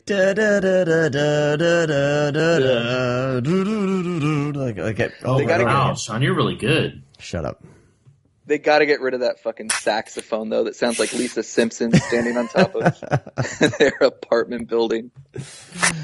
I want to check out this actual soundtrack. I'm so used to digital music now. I'm like trying to look it up, and I'm like, oh shit, I got a CD right here. And I'm looking around like, what the hell am I going to play the CD in? Your computer. Yeah, my wife's computer, the laptop I was on has no disk drive anymore. There's like Apple's just like, fuck CDs. Buy one for like $20. I know, I didn't have one at the time, but I want to hear the soundtrack. But yeah, the reusing of the soundtracks was kind of, for me a little bit, I don't know, caught me by surprise. But then I remembered that Cat in the Brain did the same thing. So I'm wondering if it's just something that happened in these films. Dude, it's like even Goblin used the Dawn of the Dead. They use that constantly in a lot of fucking, Italian horror flicks. And then I remember that, goddammit, the movie Kick-Ass reused Clint Mansell's theme from the movie Sunshine. I was pissed. Don't know if that's Clint Mansell. Who did this? Who did the score for Sunshine? It's a great film, by the way. Fantastic film. Is it Clint Mansell? I don't think so. Calling me on this right now? Yeah. I'll eat my words if I'm wrong, but I don't think I am. John Murphy? There you go. God damn it. Yeah, John Murphy. Okay, but from Underworld and John Murphy. So anyway, it's been done before. I realize that. But I guess there's certain themes that I hear that he redoes the theme for Kick-Ass and Sunshine. They just literally blatantly took the same soundtrack and laid it over. Yeah. Well, yeah, but I mean, they took in Kick-Ass. It was a remix of that theme for sure, but it was the same thing. But yeah, I realize it's been done, but I got over it. Whatever. I'm glad. Jesus, I thought you were going to harp on it for another 15 minutes. No. It's just, it takes me out of the film. I was just curious if it, but obviously it didn't really phase you guys. I guess at all. because we're kind of used to it. Like, Yeah. Those Italian films, they went the cheapest route possible sometimes. Mm-hmm. And it's the same thing. That's the reason why the dubbing doesn't take me out of it. Yeah. Like, I just get so into it. I don't really, like I said, like I even told you, like I said, when do they use the Beyond theme? Like, I didn't even put two and two together, even though it's so fucking obvious. Yeah. And this is, like I said, my fourth or fifth time watching Manhattan Baby, and I've never put that together. And it's not totally the same thing, but when someone like a Tarantino reappropriates a score, does that take you out as well when you hear like Morricone from? A little bit. It depends on how it's used. I know Tarantino sometimes, and those are Sometimes, all the time. Those are always kind of my quips about a Tarantino film. Depending on how the music's used, I know a couple times I've been like, why is he using that song? But that's just me. I'm very much into music, and I love it. I think it's the best thing ever. Certain things. Oh, the movie Watchmen had some horrible music cues. Oh my god. Oh Jesus, dude! What are you talking about? But Zack Snyder, horrible at choosing music for movies. No, he's the fucking. Oh my god. The Hallelujah during that sex scene was just dude. It was fucking weird. Great as fuck. Nah. Dude, Dawn of the Dead has some of the best fucking songs. No, that's different. Dawn of the Dead is great. Opening up with the Johnny Cash song. Come on, that's awesome. Fucking Sucker Punch. You give me a break, dude. Watchmen has like one of the best sound. Like I thought that was literally one of the best soundtracks of that year. Really? You gotta give me a break. Oh come on, Sean! And You love My Chemical Romance. Dude, they do a great fucking cover of Desolation Row. Yeah. Come on, Sean! All right. You know you love My Chemical Romance. No, fuck those guys. And then anyway, I get weird with soundtracks. It's my own hang up. I'm not gonna throw that on you. It is, because Tarantino does a goddamn good job of it. Most of the time he does good. Reservoir Dogs, fantastic. Pulp Fiction, pretty damn great. Yeah, but no. He's taking songs and placing them in the movie. Yeah, those are pop songs. Yeah.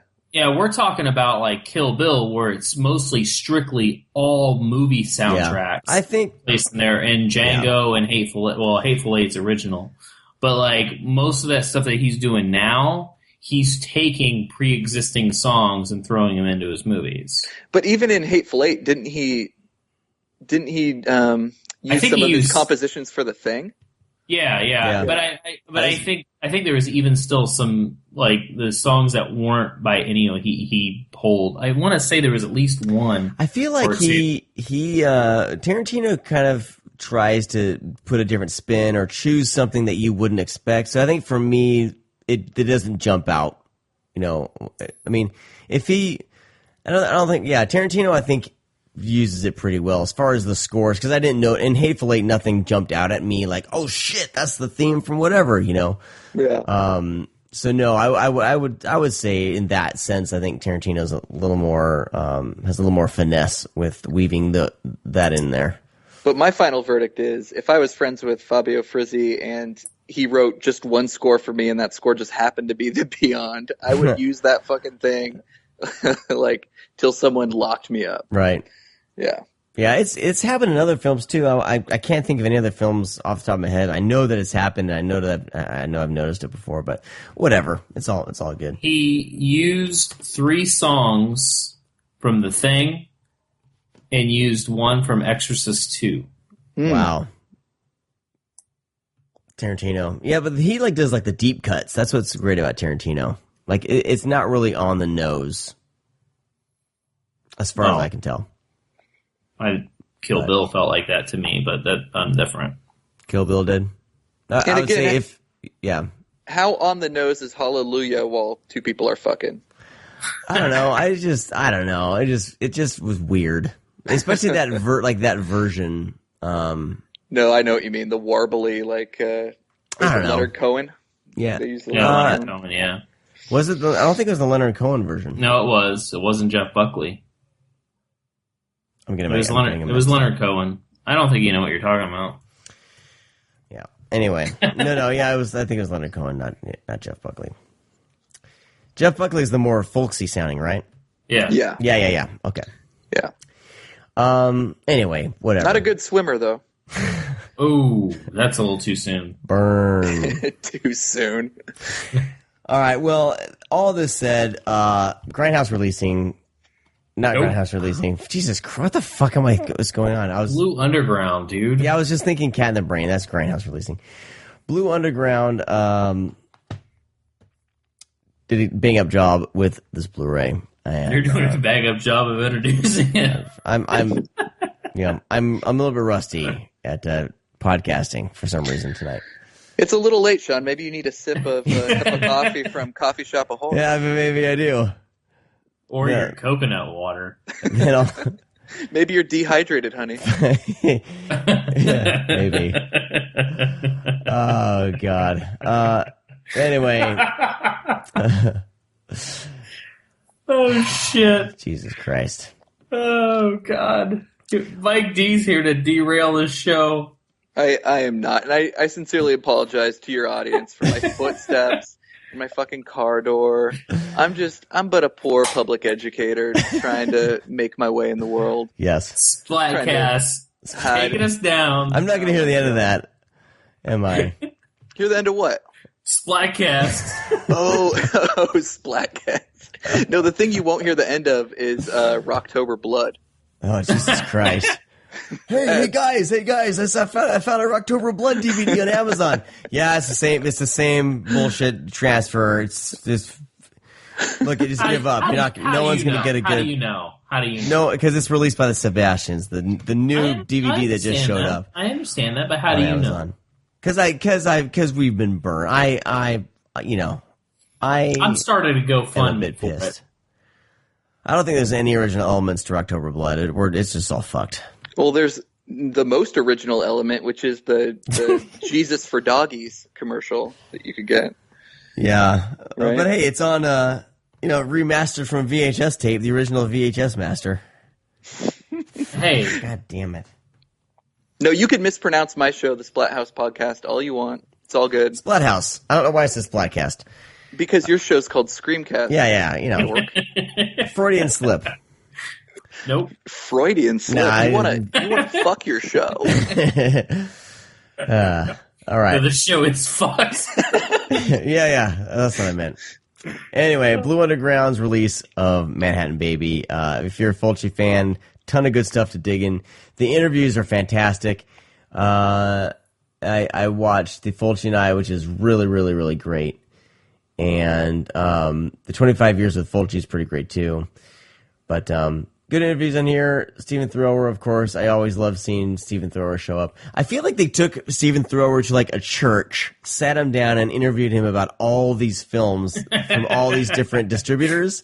That's just where he lives. Is that his house? Stephen Thrower lives at the church. But he's wearing the same outfit and he's in the same church. That is true. Yeah, because across the Arrow ones and. I'm like, do they just keep him in that room and Stephen Thrower just stay there? They've kidnapped him, dude. He's being held hostage by some whatever company does all these. Is it red? Does Red Shirt just do it all now? I guess. But go sit in your pew, Steven.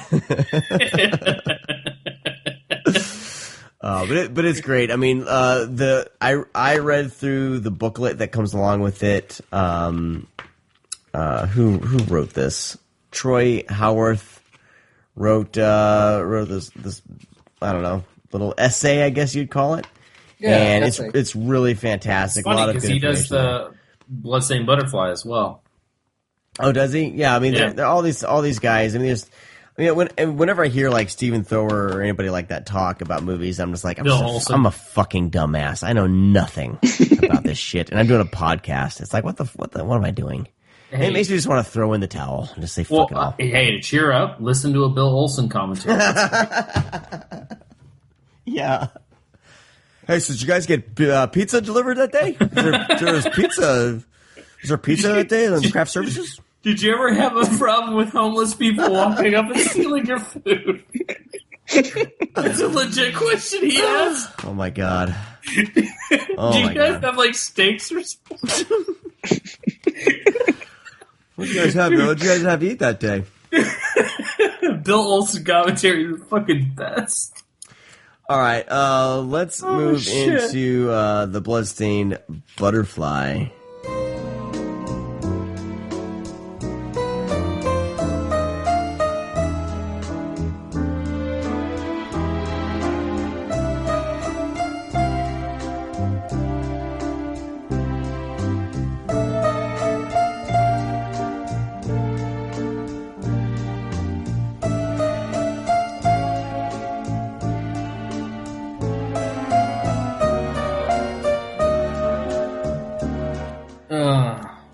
AKA the courtroom drama. AKA the courtroom drama. It's so good though. It's such a good police movie. procedural.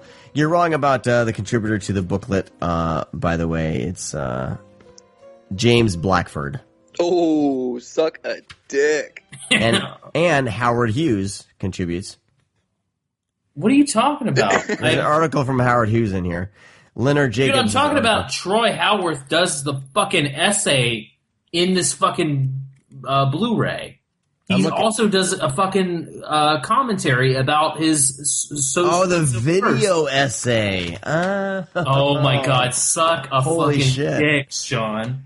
Oh, you mean the video essay, not the essay that's in the book? The video essay. Okay, yeah. That's a really good video essay, by the way. Yeah, Really and good. you know who does the soundtrack behind it? Clint Mansell. Fuck off. Oh my god. Oh no, wait, it's John Murphy.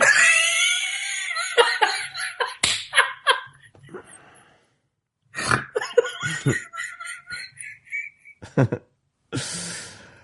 can't breathe.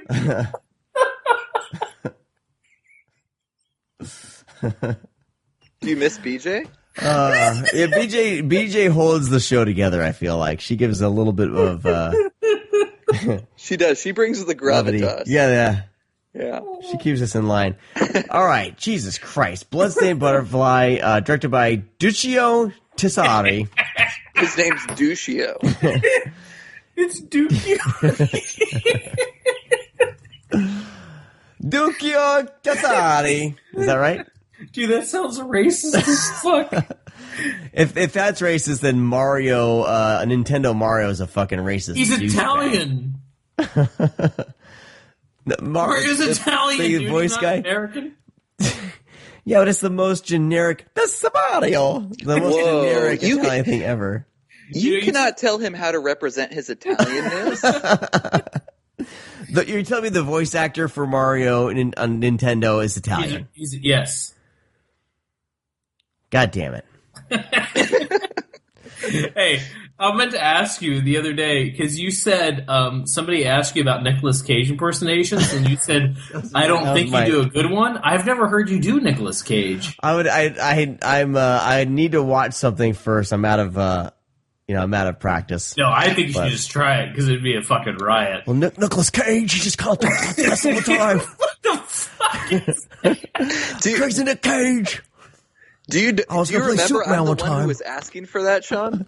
You were. I was the one that needs Yeah. someone to do a Nicolas Cage. I think I just failed it. I just failed the gig. Sorry.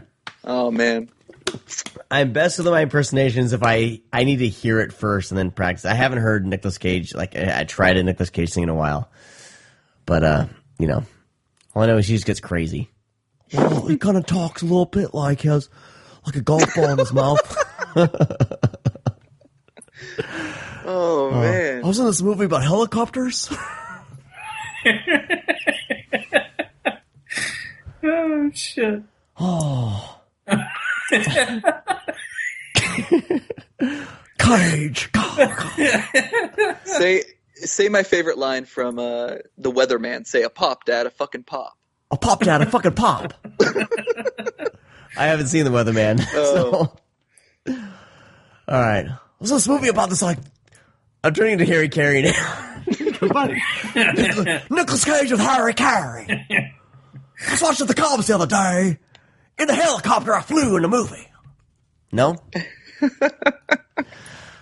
All right, where the hell did we go? No, I got the Harikiri. No, I tracked it, buddy. So it's an American that voices Mario. Yeah. So okay, It totally is. So Mario's a fucking racist. And he's also voting for Donald Trump. Oh, fuck, Mario. Nintendo can suck a big fat penis. Just kidding. No idea. I'm gonna burn this house down now. All right, Bloodstained Butterfly, directed by I got a lighter. Dushi Ohu. Dukio Tasari. Okay. Geez, I should just edit all that out. No. Anyway, the Bloodstained Butterfly. Actually, this is considered. How are we going to recover? You try, but you failed. Jesus Christ.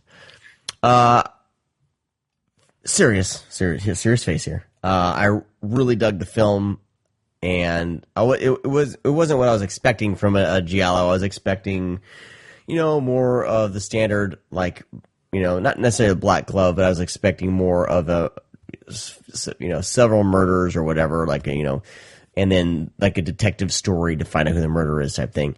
We still get this kind of like detective story, but the whole film is mainly centered around this one murder, and then the police, the procedural that they do on the crime scene, and then into a courtroom, more of a courtroom drama, and then more things unfold, and there are some, it goes some places that I really, really dug. But once it started going into like, kind of Law and Order mode with the courtroom stuff, I almost started tuning out, until other things started happening. I'm being vague because I don't want to spoil anything. Because you are. Because I really dug the film. I dug the way that all the characters were presented. You didn't really have like one clear protagonist. You know what I mean? It was more of an ensemble with all these people kind of connected through this murder, which I really loved. And I'm unfamiliar with this director's body of work, but judging the film on its own merits, I was really surprised by it, and I really, really dug it. So what do you guys think about this thing? Brad, were you making fun of the courtroom drama stuff? No, I liked it. Yeah. I mean, it's a different approach for a giallo film. It is, it does have courtroom drama, but it's done with some style. Mm-hmm. I think the movie was before its time, because in the peak of this coming out, we had a slew. And so was it 71? Yeah, it was like that one year you had like all these giallo films come out. There's a lot of film. I mean, after Argento's kind of hit with his film, everybody started making one. It became like the slasher craze at the time. Some good, some not. Some that were more inventive than others. This is like the final tear of slasher of giallo.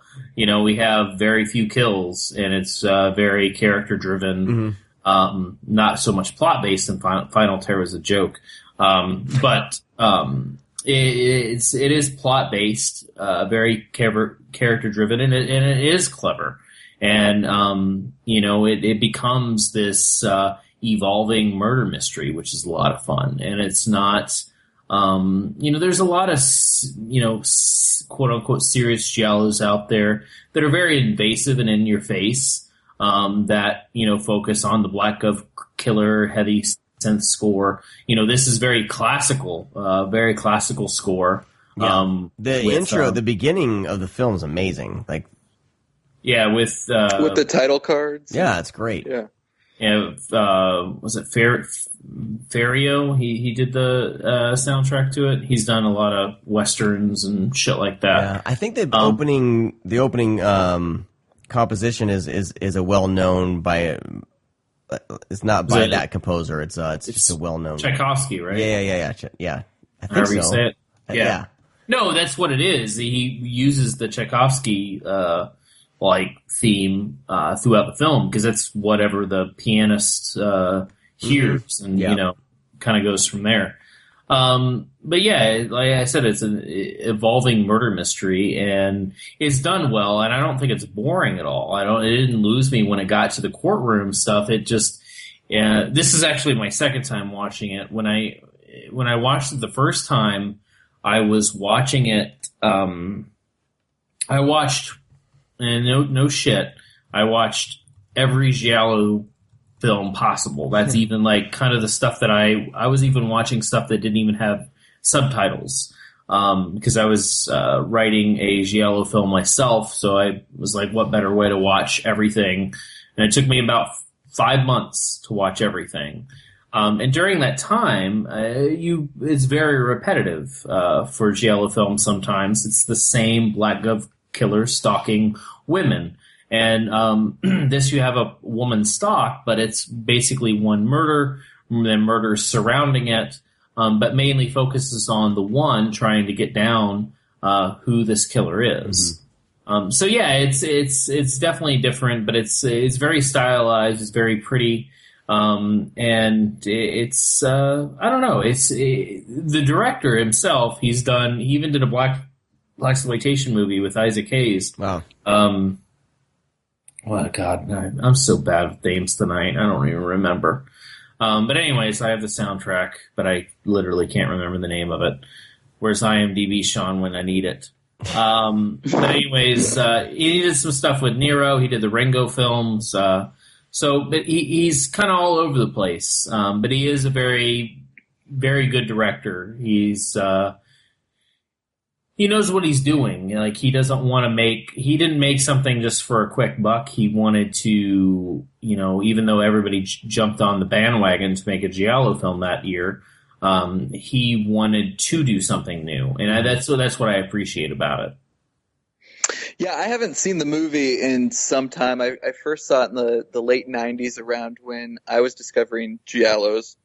Probably around when I was watching Profondo Rosso or Cat of Nine Tails. I was way into Argento, but the great thing about getting into Argento is that there's so many other great directors that you get to discover from there.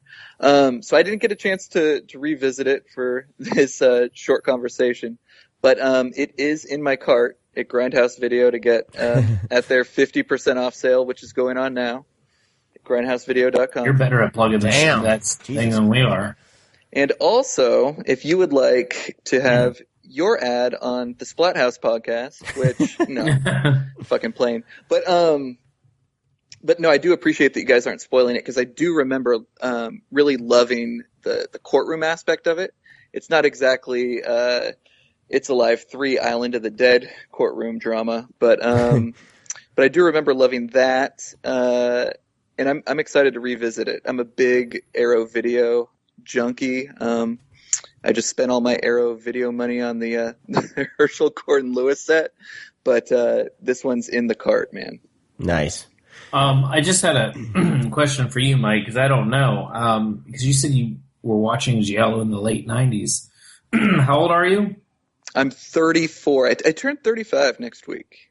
Oh, so you were young when you were dipping in Giallo. Yeah, my director, the guy I've worked with for like 20 years, we went to high school together. We were just super fucking nerds. But yeah, we were all just about collecting VHS tapes. We jumped into DVD really early, just spending every single dollar and dime we could come across to watch some of these pictures. But yeah, because I think my first Giallo was probably Deep Red, and I was probably 10 or 11. But that was in the mid-90s. I think that was my first step into it. And then Cat of Nine Tails and stuff later, yeah. So yeah, Anchor Bay had those great clamshells back in the... yeah, the big black clamshells, yeah. Love those. But yeah, we were always at Suncoast Video spending my McDonald's money getting the fucking tapes. But yeah, I haven't seen this one in years. Yeah, it holds up, and even the courtroom drama stuff. It's not boring. They have a good score behind everything. The actors are really good. That's another thing. Yeah, because I actually because when I very first saw this, I saw the Italian version, so I wanted to switch it up a little bit and watch the American speaking one, or English speaking. Sorry. And watching that, like, you know, it's still pretty intense. Like, they keep up with, you know, it's not slow paced at all. Like, the pacing is equal to whatever, you know, the killings are happening around everybody. So yeah, I dug it quite a bit. Well, I feel like, don't they kind of play with the timeline a little bit with the storytelling? Well, they do. There's like sequences, which is, you know, for the 70s, you know, it was very new at the time, is that whenever they're, you know, one thing that I did enjoy is that whenever they're discussing the stuff in the courtroom, they do a reenactment, but like they're really there talking about it. Like you're watching the killing happening again. Yeah. But like the people in the courtroom are actually on the scene of the crime as the crime's happening, that type of thing. I don't know what you call that, like when that happens in films. I mean, it's more popular now, but, you know, it's you know, kind of like a flashback, but Mike, you should know. You're in the theater. Right, yeah. Actually, I was just talking about this the other night when we were watching The Conjuring 2, right? Like, when, are you talking about, like, when Elaine Warren is walking through, like, the Amityville house and she's in Ronnie DeFeo's body and she could see the crime? Is that what you're describing? Right. Yeah. It's very, very similar to that. Yeah, but this isn't like, you can actually see, like, the jurors just kind of in the area watching. Yeah, they like linger around, but like the guy that's doing the questioning is like in a hat standing on a tree while the witness that's in the car is saying, yeah, I saw her right over there. Yeah. But she's like in the scene again. And that was like, you know, that was really cool and inventive at the time because that's just good storytelling. You know, and that's what I was saying. Like, you know, there's so many things to this film that are just kind of out there where, yes, it is a giallo, but it's so much more than that. And it really pushes the limits of wanting to do something new and different. Yeah, I mean, so if you're like expecting this, you know, black glove killer with bright colors, you know, type giallo, you know, slasher, you're not getting that. It's more, yeah, it's definitely more than that. You say that in such like a negative way. No, I mean, no, I don't mean that negative at all. Because, well, that's what I was expecting it to be, because when you see the, you know, how the cover is and everything, but once it got going, you know, it was different from what I was expecting it to be, but it was kind of better than what I was expecting it to be, if that makes any sense, where it was definitely, you know, trying something different, but it was definitely, and it's more, you know, it was more of a courtroom, you know, the courtroom drama stuff, and I'm a huge fan of kind of courtroom drama stuff anyway, and kind of seeing how, you know, in the 70s in Italy, like how they would do a courtroom, like they have, I mean, it's like in the U.S., it's like, oh, you're innocent until proven guilty. You go in and you're with your lawyer, you're in front of everybody, but you're treated on an equal playing field. Like in here, like the guy who's accused of the murder is just shoved into a cage. Yeah, like it should be, right? Yeah. So it's very jarring. Free. Yeah. Oh my God. So he's in there, and it's like, you know, I'm thinking about like, you know, like the courtroom stuff at the time, and then even at the beginning when they discover the body of the woman in the park, how they just spend their time with the police as they're kind of cataloging things and measuring and, you know, gathering evidence and things like that. Like most of the time, like movies, you know, kind of gloss over that stuff and you kind of get the idea, but it's like there's like this attention to detail that the film has with that stuff that I found really interesting. And I guess at the end they say, you know, thank you to some police department, you know, for consulting, you know, them and on that and all that. So you can tell that the filmmakers were very passionate about getting a lot of these things right. You know, whether they got it right, I don't know. But the fact that they were trying and they spending the time to show that, I really dug that aspect of the film. Cool. But yeah, I want to see it again because of all the kind of the time hopping, and there's a few little twists and turns, and that I really want to kind of see it again because it's just a well told story, many layers. Yeah, I really appreciate how Arrow Video's been handling these Giallo releases. They're fucking gorgeous. Yeah. I concur, Mike. I concur. I concur. So, kind of like the Blue Underground release of Manhattan Baby, like there's no, there's no like hour-long documentary, but there is this kind of video essay with Troy Howarth, right? Visual essay, they call it. You're talking about Bloodstained Butterfly, not Manhattan Baby. Bloodstained Butterfly, yeah. But there's a lot of interviews, and then you have this visual essay.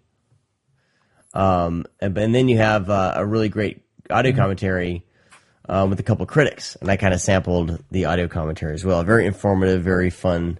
These two are very fun to listen to. Well, Troy is the one Troy Howarth, he wrote the So Deadly, So Reverse books. Yes. And I love those books. Yeah, so he definitely knows his shit. Mm-hmm.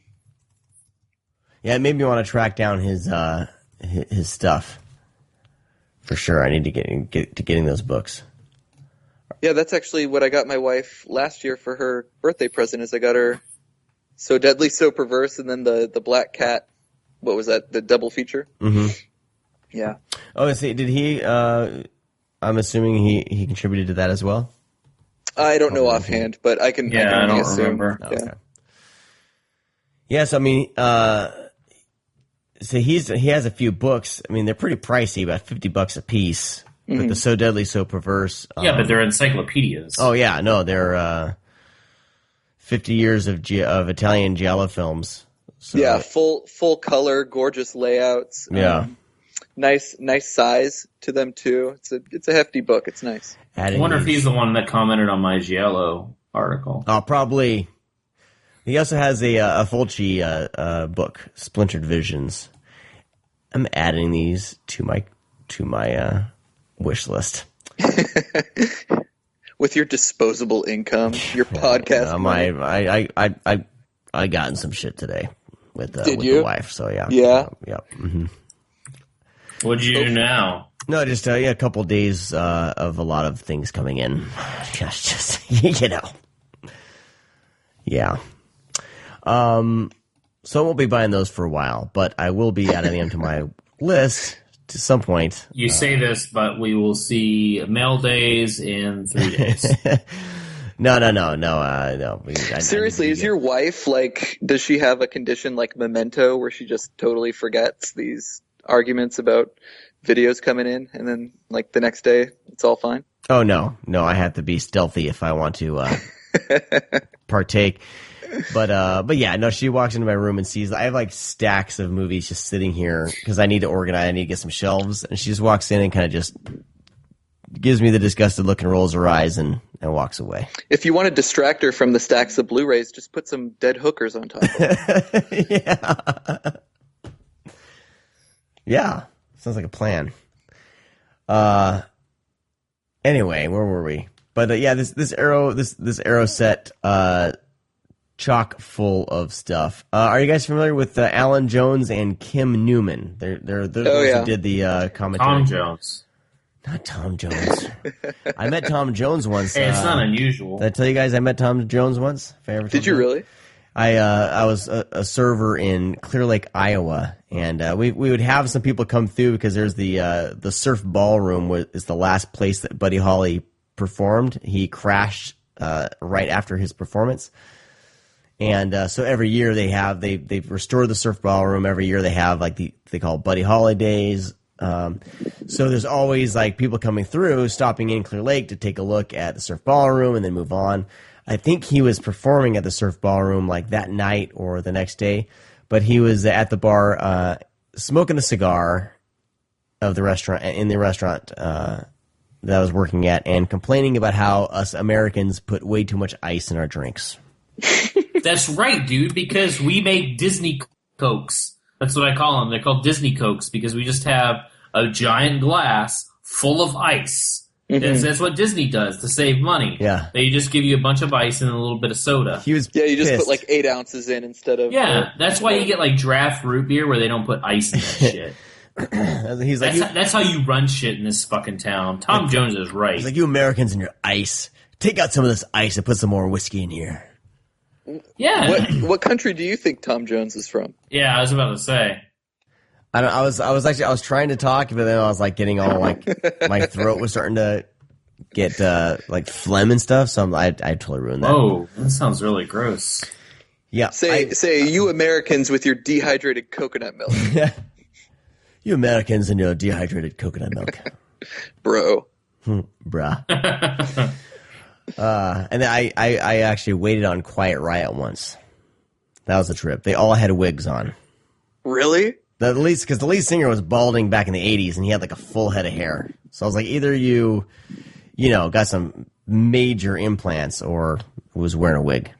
I worked for Best Buy for years and I met Dee Snider in full Twisted Sister regalia. That was pretty fun. Took the opportunity to ask him about Strangeland. There you go. Yeah. And then, is he as nice as he like seems to be? Yeah, he's a sweet dude. Yeah, he's a really nice guy. He was really nice. Yeah, I mean, he showed up at this party for Best Buy managers or whatever position I had at the time. So, I mean, I'm sure they paid him $30,000 to do it.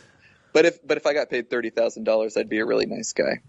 Yeah. I'd say the name of someone's podcast correctly. Splatcast. Splatcast. See, Mike, Dude, if you would have paid me a little bit of cash, I probably would have got it right. See, I know you haven't even listened, Sean, because you would have our theme song stuck in your head, just like Brad showed. You know? Yeah. But I'm glad you picked that up. It's on my that was to-do. on purpose. It's on my to-do list. I it's don't like to watch pile. Well, I mean, I have no commute, so I don't listen to any podcasts like at all. And my work, I can't put my headphones and work because I always get interrupted. People are, the way my office environment is. So I have a hard time getting to podcasts. I do it when I masturbate. I've been kind of weird masturbating with Mike's voice in my head. In my ears. I don't know. Yeah, I wouldn't recommend it, but a little awkward.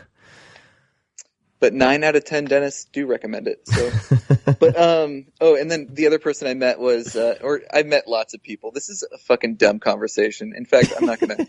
All right, you met Tom Jones, and you know who I met? Yeah. I met Pete Rose one time. Oh my god. He was a total dick. Well. Oh my god. I know. I'd expect that, I guess. All right. So anyway, the Bloodstained Butterfly from Arrow. Fantastic disc. If you're a fan of GL and you want something a little bit different, I would definitely recommend this one. I think we're all recommending this one, right? Yes, sir. Yeah. I am recommending it, Sean. Yeah. All right. Great. Fantastic. Let's close. Buy it at Grindhouse Video, 50% off. Let's close the show out. It's getting late, and we're gonna start, name checking all the people we ran into, celebrities. If we keep on going. But yes, definitely check out our sponsors. Go to grindhousevideo.com. He has an Arrow sale going on right now. Is he doing it all month? It's all month. All month long, month of November. Because it's their 2-year anniversary. Hell yes. It's 50% off of the MSRP. I know people were bugging him saying like, hey, you have the Herschel Gordon Lewis side listed for $140 and it's only $115. It's not 50% off. But it's 50% off of MSRP. So, God damn it. Relax. I can never run a store because I would just mouth off to way too many people. A lot of good prices on there. I need to stock up on a few things as well. But you can't. I can't. You'll get yelled at. Yes. It is what it is. But check that out. Also, check out our other sponsors. Go to the ScreamCast.com/sponsors. Buy shit from Vinegar Syndrome. Check out Horror Pack. Check out Coffee Shop of Horrors. Yeah, buy Death Row Game Show and Hobgoblins, please. Hell yes. I have a Death Row Game Show on this gigantic Mill Creek 200 film piece of shit DVD box set that Brad told me I should buy. Because I think Raiders of Atlantis is on there. And Death Row Game Show's on there. I was like, holy shit, I could have seen this. I could have seen this a ripped up, crappy print. Is Raiders from Atlantis on that set though, Brad? It is. Oh, wow. Yeah, I need to watch it. It's on the sci-fi set too from Mill Creek. Nice. Oh, cool. And Manos Hands of Fate is on my horror box set. probably a horrible transfer, but we just did our Manos, the Hands of Fate episode yesterday. Somebody went in front of a bunch of like anti-abortion protesters with all the posters and stuff with the Manos like costume and stood in front and took a picture. With the master costume. With the big M. Yeah. And I didn't really get the reference because I haven't seen the movie. And then I was like, that looks familiar. And then somebody was like, oh, that's Manos Hands of Fate. And I was like, oh shit. So I Googled it and I was like, it was spot on. Pretty funny. Don't know where I was going with that. Music provided by Wolfman of Mars. Logo designed by Kevin Spencer. Hey, what about your pins, man? Oh, yeah, shit. pins. See, we're horrible at plugging our Get lapel goddamn pins. stuff. Hey, actually, can I testify to this? Because I actually purchased the pins. They're a great deal. There's these two beautiful pins that ScreamCast has available now. There's Oily O'Bannon, right? Yep. From Return of the Living Dead inspired. And then there's the ballet dancer from Suspiria. Bloody Ballet. Bloody Ballet, yeah, that's a better those name. just came in. They look phenomenal. Like they came in today. They look fucking gorgeous. So yeah, I can't wait to receive mine. I ordered both of them, $20 for two. Like I said earlier, I usually get my wife a movie themed birthday present. This is going to be part of her little package I'm putting together for her this year. So thank you guys for that. Very nice. But yeah, I also thought I was confused the last time you did this pitch because I thought there was an $8 shipping fee. Nope, just international. For international. Yeah, there you go. Yeah, just international. So yeah, $10 flat rate for U.S. shipping, and then $10 is all you pay for the pin and everything. And then you got to add on $8 because shipping gets crazy. Shipping's ridiculous. But all of you who've bought these pins, thank you. I think Brad, you sent out all the Oily O'Bannons so far. The second batch. The second batch. I have to give Brad another spreadsheet full of the new orders. So be patient with us. We're just figuring this out, but I think we're doing a pretty damn good job. Brad has been handling the brunt of the shipping stuff. So while dealing with life. Good job, Brad. I was on vacation, so I couldn't do anything. You guys kick ass. I printed up a spreadsheet. You did great. And also one thing that because we get our pins from GetLapelPins.com, and you're obviously more than welcome to have pins made from them. But one thing they are doing that I wanted to promote that's not horror related or a plug at all, they are doing a thing called a Smile Train, where it's basically $30 gets you a pin. However, you are donating for untreated cleft lips. So they are trying to do this kind of fundraiser to provide to saving kids. Cool. With cleft lips. It looks like there's like a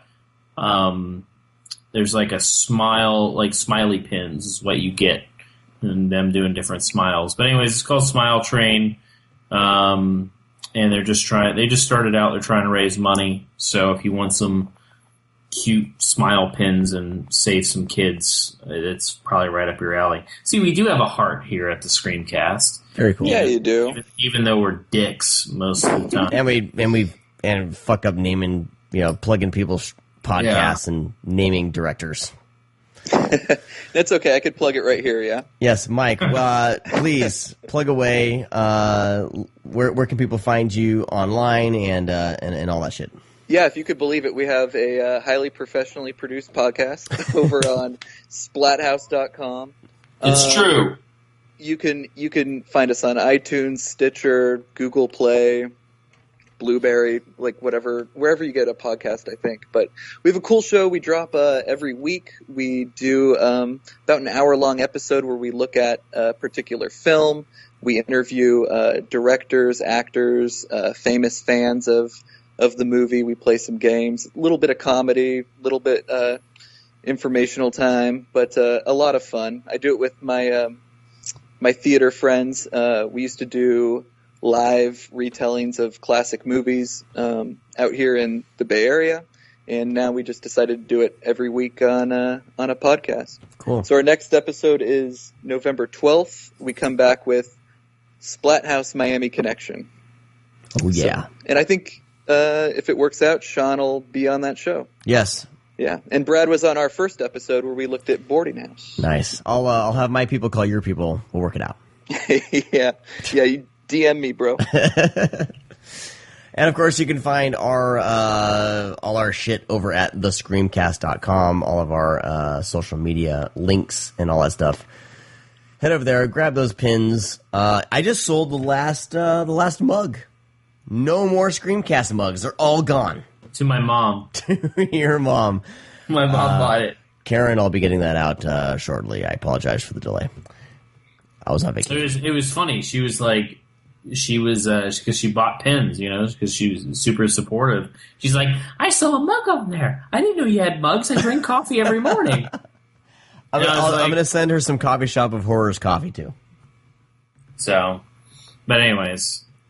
Yeah, so mom supports us too. If you guys, if people want mugs, if that's still a thing you guys want, just hit me up and let me know. I can order another batch. But no, it took like 2 years to sell through my supply of like 5. So but they're cool mugs, man. I use mine every day. So all right, drink Coffee Shop of Horrors. Or dehydrated coconut water. Yeah. All right. That's enough. We're out. Thank you guys so much for checking out the show. We'll talk to all of you next time. Bye-bye. Peace out, bro. Bye. Oh, don't tell me you're leaving. The party's just begun.